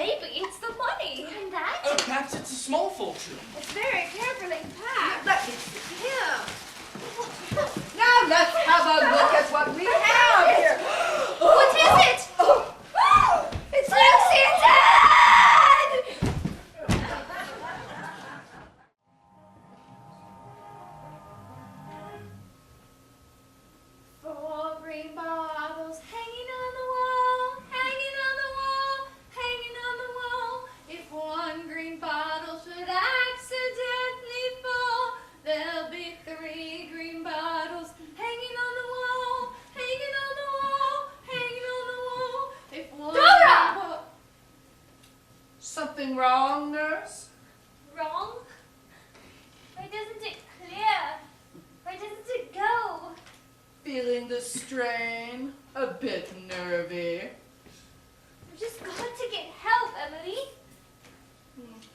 For what? Before there's another murder, of course. Who says there's going to be another? You? Well, he's not going to stop now, is he? Not after going this far. He's going to kill all of us. We've got to get through to the police.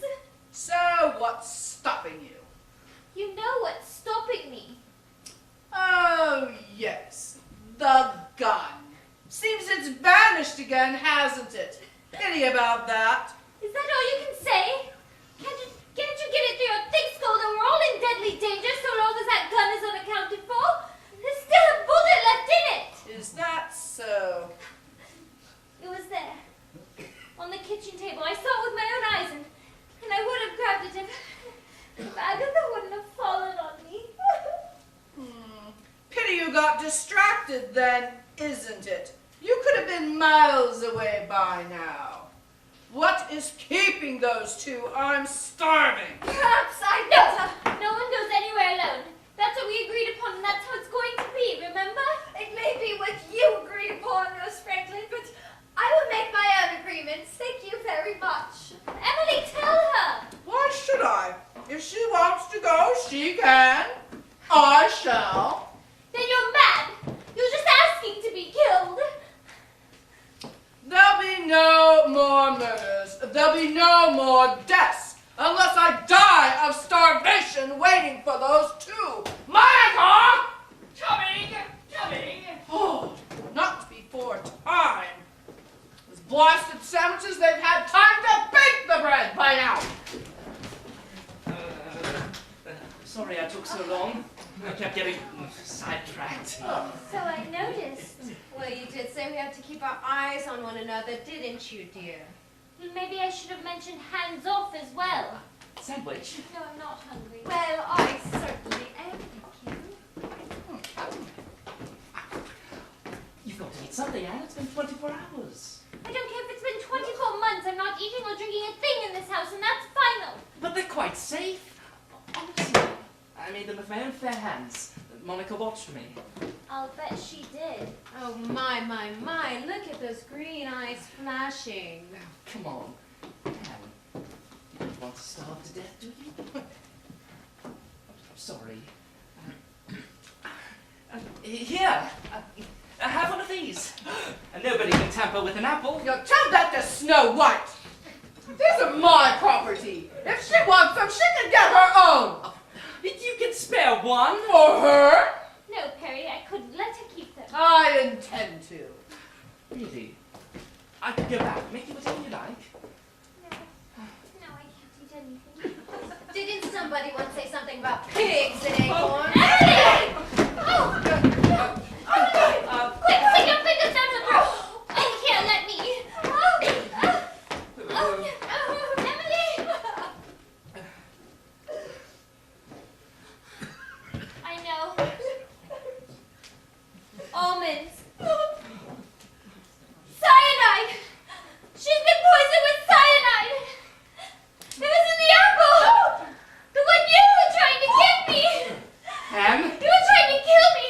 And if it wouldn't have been for her, you would have! No, Anne, wait! Keep away from me! Oh! What? Don't panic, lover boy. I know you didn't pull this one. Not unless you're a damn sight cleverer than you look. I'm not. Honestly, I'm not. I've seen the way you look at the pretty Miss Franklin. Like a moonstruck cow. I wish I knew how she did it. But no, you not risk her sinking her dainty little teeth into a poisoned apple. Well, someone must have done it. Yes, and there aren't many of us left now, are there? Still, it's one less to share the spoils with when we do find them. Monica! There is nothing of the hypocrite about me. I hated her guts and she hated mine. Besides, the side effect might benefit us all. It's probably saved the country from a famine. She was your sister. And now she's my late sister. Look. The fog!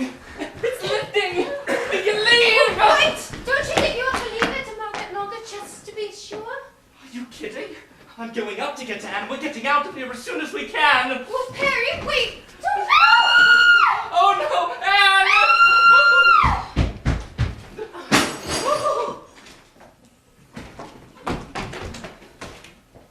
What's happened, Dora? The Chinese vase. It's broken. Move. Is she dead? I don't know. She's so still. Bring her through here. Is it safe to move her? Well, you can't leave her lying there. Come on. Anne. Over there. Anne. Let me see. Out cold. How do you expect her to be after falling down those stairs? It's a wonder she wasn't killed. Yes. What's the matter? Well, I was just wondering, what was it that made her scream the first time? Before she fell? What had she seen? Oh, What is it? I was just thinking, that's the exact place Aunt Minerva landed when she fell. Broke every bone in her body and never touched that vase. Anne, wake up. Wake up. It's no use patting her cheeks like that. The draft will give her pneumonia. Let's find some smelling salts. They didn't help Aunt Minerva. Dora! I'm going to look this up. Wait. Don't you think we'd better move Emily before Anne comes round? It doesn't seem decent to leave her lying there. All right, we'll shove her next door. In the dining room. I couldn't think of a more fitting place. Here, you take her shoulders.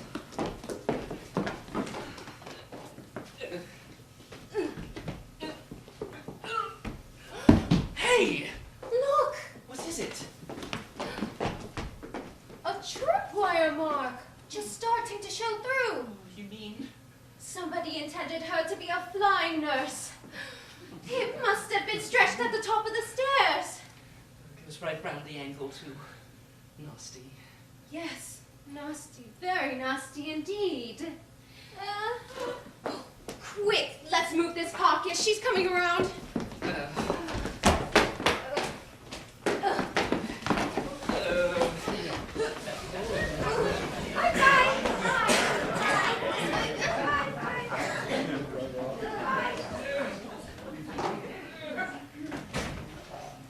Hey. Oh, it's all right, dear. I'll look after you. Hey. Want to see Mr. Potter, do you, dear? Want to have a talk with him, perhaps? Hey. We don't want that, now do we? Not while you're delirious. There's no knowing what you might say. Perhaps I better make you more comfortable. Now just lie still. Anne! I was putting it under her head to make her more comfortable. At least we've added another bit of useful information to our memory cells. A cushion makes a good substitute for smelling salts. You all right? I think so, but I'm hurting all over. My leg. Let me see. Oh! I think it's broken. Broken? Let me. Oh!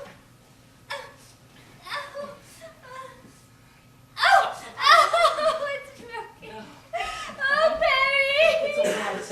We'll get you to a doctor. The fog is starting to clear. No, you're not going to leave me here alone, are you? Don't worry, you're quite safe. We know exactly who's behind all this, and from now on, we're going to be working together. You know? Of course. It's our supposedly late, unlamented papa. He's the only one it can be. I don't see how you can say that, Monica. I refuse to listen. It's not your father, Monica. I should think not, indeed. But it must be. Look, that tripwire wasn't stretched across the top of the stairs when you went up them. Otherwise, you'd have noticed. So it had to be placed there after you'd passed. Now, none of us left this room, and the rest of them are dead. Ergo, a mysterious murderer must be Papa. Yes. You're absolutely right. No, she isn't. His body's on my bedroom floor. What? It fell out of my wardrobe when I went to get my coat. That's why I screamed. It was so unexpected. Oh, so that means I'm wrong again. There must be somebody else in the house.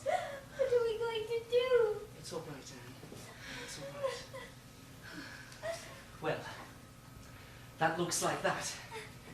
We can't risk going for a doctor now. We'll have to wait for help to come to us. But that could take months. Even years. Nobody comes here these days anymore unless it's by accident. The local tradesmen dump everything at the gates as she goes into the village once a month to settle up with them.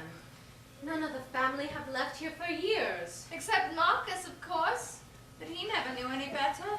And they always brought him back. Who did? Penworthy and her. He was very fond of Mr. Penworthy.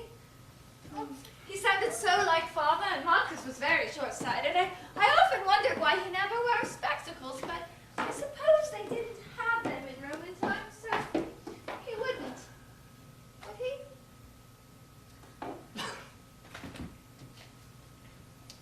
Well, this is just marvelous, isn't it? Here we are, stuck in this crazy old building with one of us injured, 6 dead bodies, and an unknown maniac stalking the rest of us, having a cozy little chat about short-sighted Romans, who the only thing we're short of now is an old-fashioned thunderstorm and a blasted power failure. Me and my big mouth. Harry! Harry! It's a generator! Somebody's tampering with it! Nobody moves. Stay right where you are. There's somebody out there. Harry! The generator's probably just run out of fuel. I'll go fix it. No, Monica, it could be a trap. We'll build the fire! Monica, don't approach I it! can take care of myself. Harry, stop I it! can't see a thing. Monica! Harry! Harry! Where are you? I'm over here. Harry, don't move! Stand still! What is it? I can feel it trapped on the back of my neck. I think the panel's open. There's somebody else in the room with us. What? Harry! Light a match! I don't smoke. I haven't got one. Harry, poke the I fire! can't find you. Harry! Oh, Anne. Oh, I've got you. I'm right here. I'm right beside you. I'm right here. Anne. Harry, I thought it was her. I thought it was her, Harry. It's all right. Then it was Monica. It was Monica all along. I felt her brush past me and I tried to grab a hold of her, but she was too strong.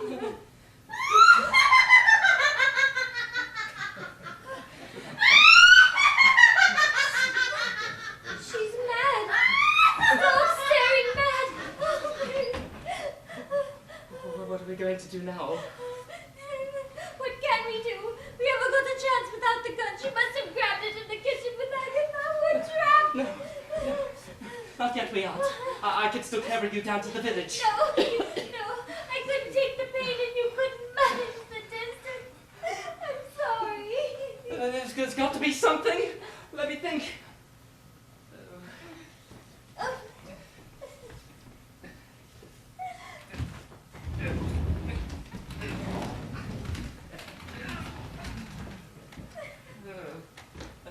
Sorry about that, but she was making me nervous. Now, where was I?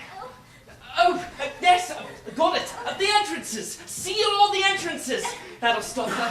What's the use, Perry? We're not getting out of it alive. You know we're done for. Not if I've got anything to do with it. Perry, our only chance is to get her before she gets us. Right. The very thing. That should give her a nasty headache. What are you going to do?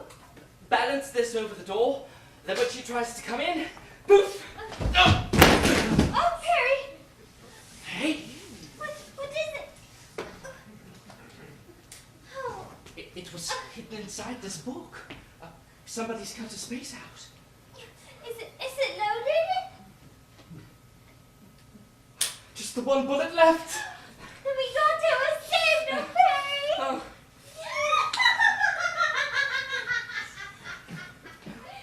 Three green bottles hanging on the wall. 3 green bottles hanging on the wall. And if 1 green bottle should accidentally fall, there'd be 2 green bottles hanging on the wall.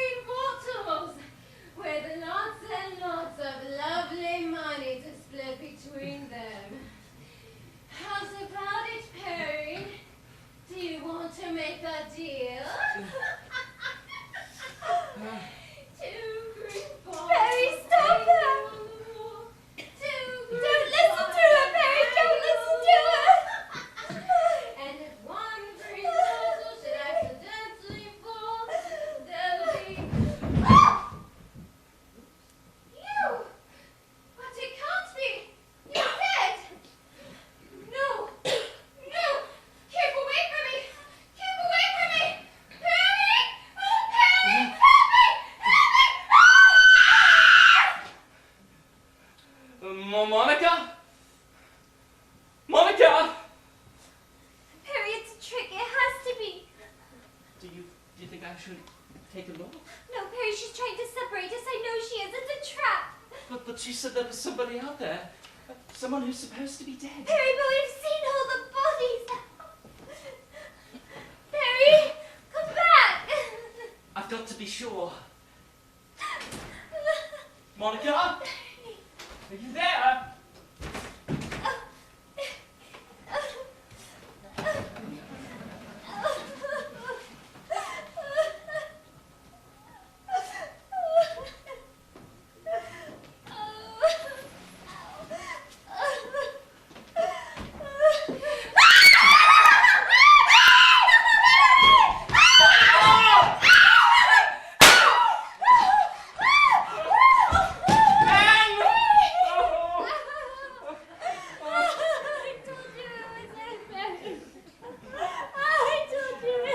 Poor Monica. She must have wanted that money pretty badly. But to commit murder. And all for nothing, too. For nothing. There were £4 million at stake. Anne, there's something I've got to tell you. I don't quite know how to do it. You see, it's all been a ghastly mistake. All these murders needn't have happened at all. I don't understand. What I'm trying to say is, it's all my fault. You see, I'm the one who's been responsible for killing everybody. No. I don't mean personally. But it's all my fault that they got murdered.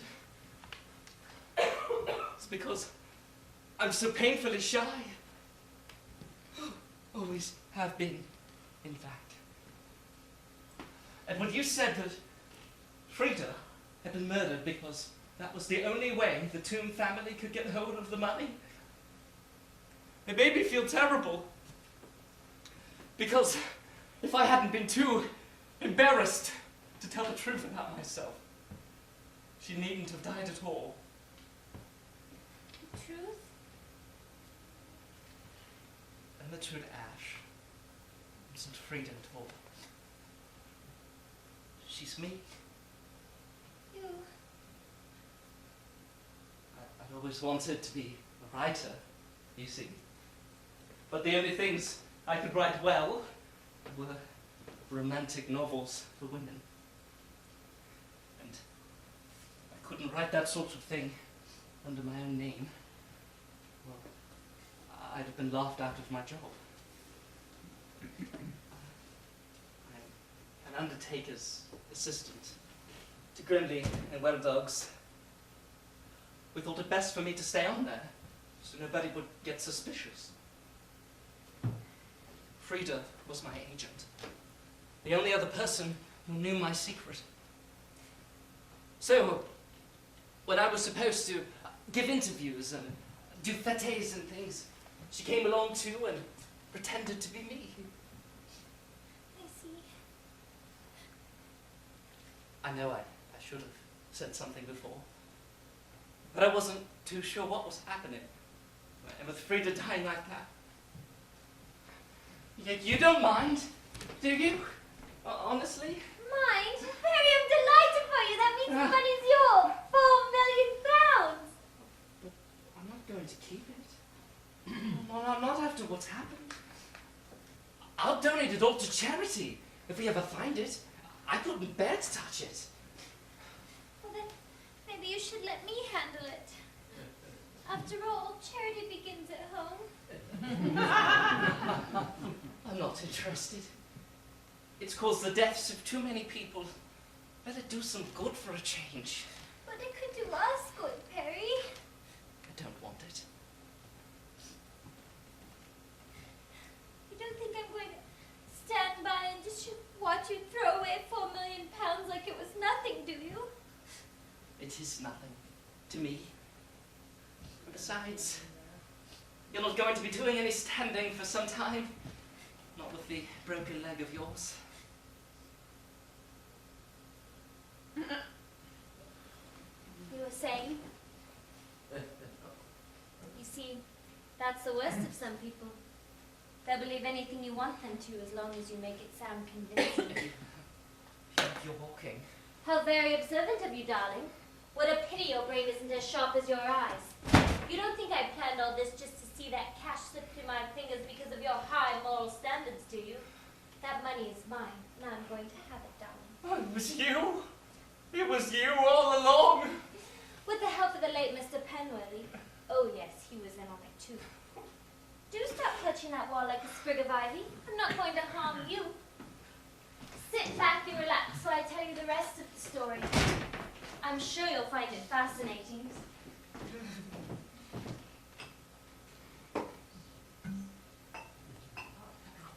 Cheers. Do sit down, Perry. You're making me feel nervous. Sit!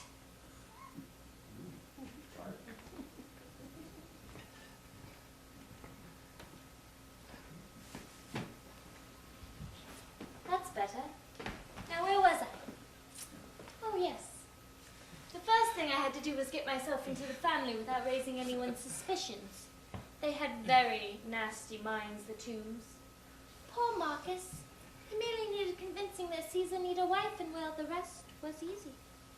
Calphurnia. Pardon? Caesar's wife. That's what he called you. Calphurnia. Yes, he nearly gave the game away there, didn't he?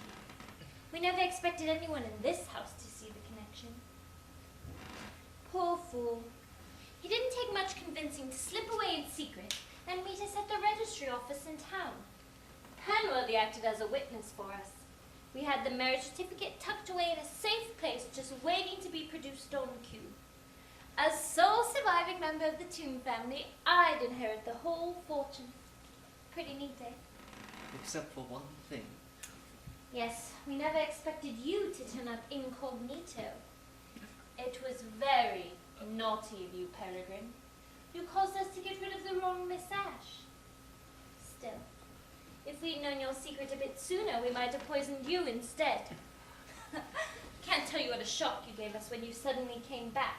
Penworthy wanted to call off the whole thing, but I forced him to go on. Oliver was easy.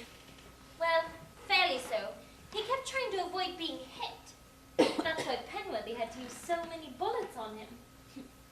In the meantime, I exercised my talents by cutting the telephone wires. I don't want to hear any more.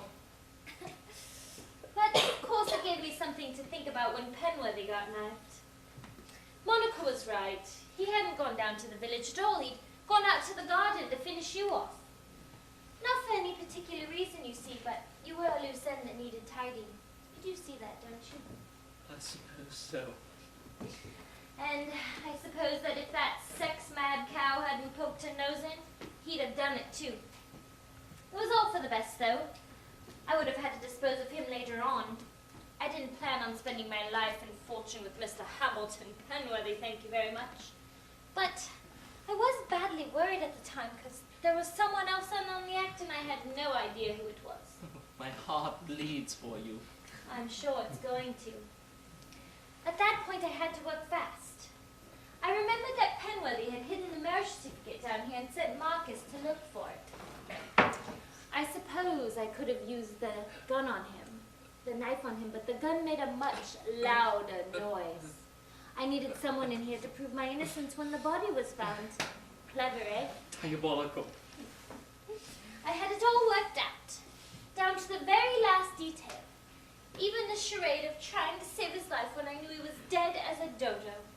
No one argues with a nurse over a dying patient, do they? Lucian was easy. I'd already lured him away by calling him and telling him someone had wrecked his precious laboratory. I got him less than a minute after shooting Marcus. He never even knew what hit him. Ooh, then came Agatha, the good and faithful servant. Too faithful for my liking. I hadn't realized she'd overheard Penworthy and I plotting in here until she mentioned hearing Old Man Tomb's voice. Dora was right. He sounded just like old Septimus at times. Naturally, I had to dispose of her too.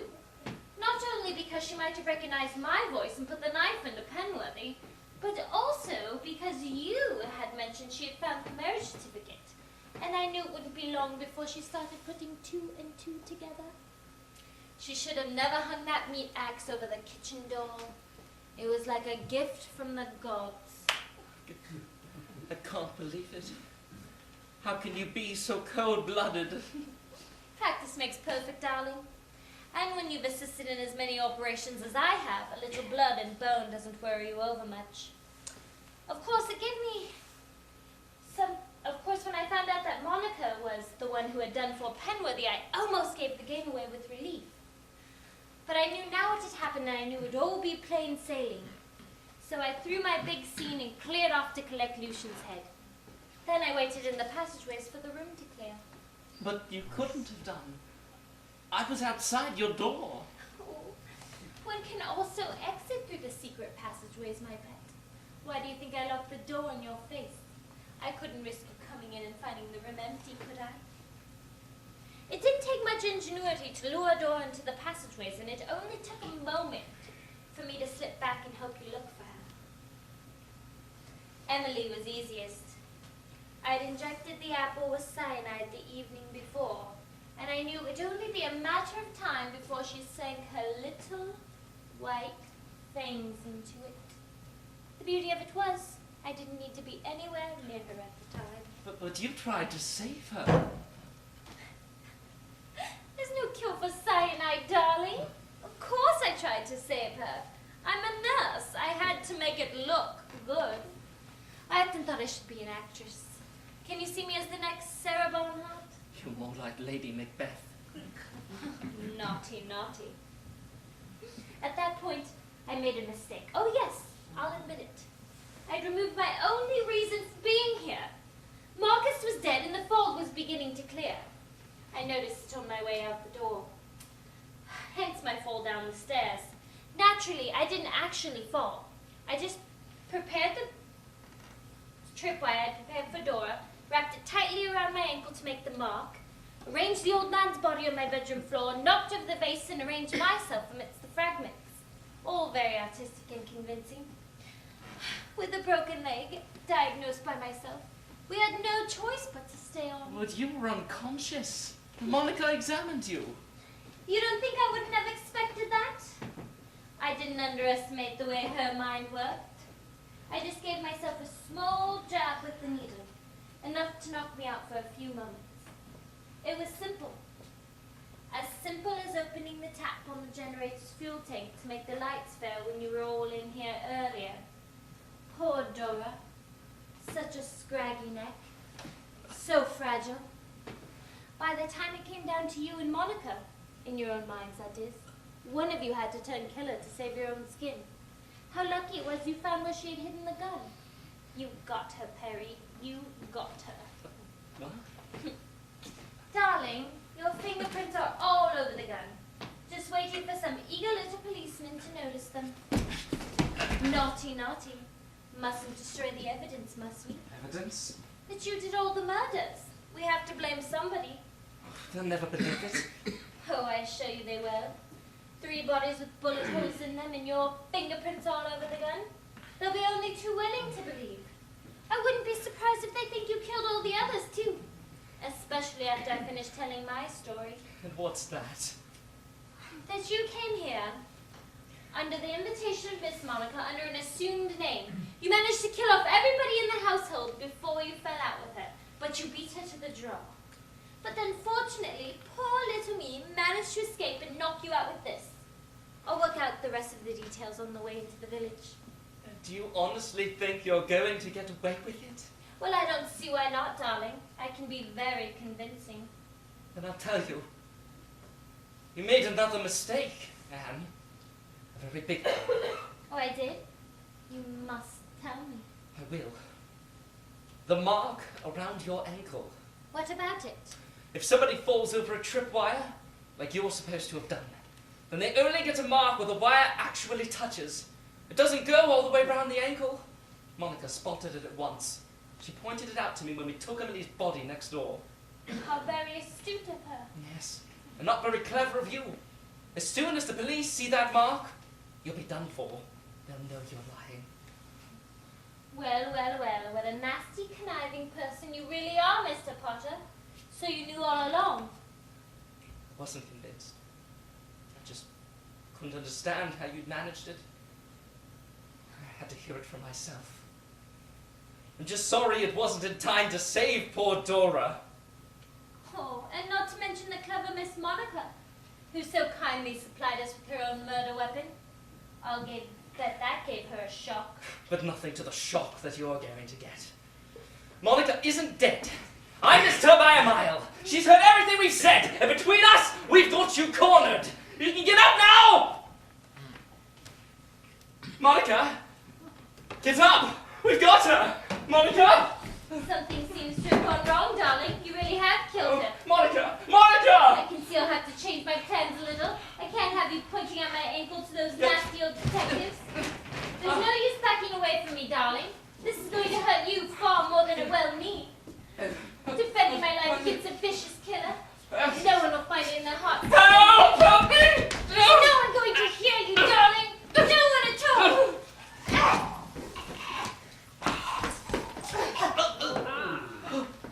Et tu, Brute.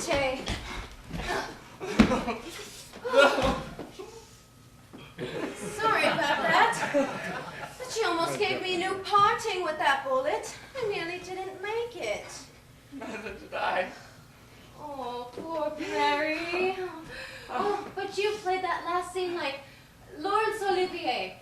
I could never have managed it without you. Oh, she hadn't tried to be so clever with that tripwire. She could have finished us all off. Thank goodness you caught on so fast when I pointed it out. She walked straight into our trap. But not soon enough to save poor Dora. No, but soon enough to save us and the missing millions. Please. I never want to hear about that awful money again. Let it stay hidden forever. But I know where it is. You do? I found this in the passageways a few minutes ago. We must have been walking over it for weeks. What is it? It's a confirmation note from your publishers acknowledging order and payment in advance for 2 million copies of your latest book, Passion in Cheltenham, at £2 per copy, to be delivered on request. 2 million copies at £2 each. £4 million. That explains why all these bookshelves are empty. He was waiting for my books. So that's that. You'll get part of your fortune after all, if only in royalties. Well, I suppose we'd better get the police. Let them wait. A few hours more won't hurt. A few hours? Well, we are all alone now, and there's no one to disturb us. Wait a minute. Monica. Peregrine. No, wait, no. Monica, listen. Harry. No, stay. No, help me.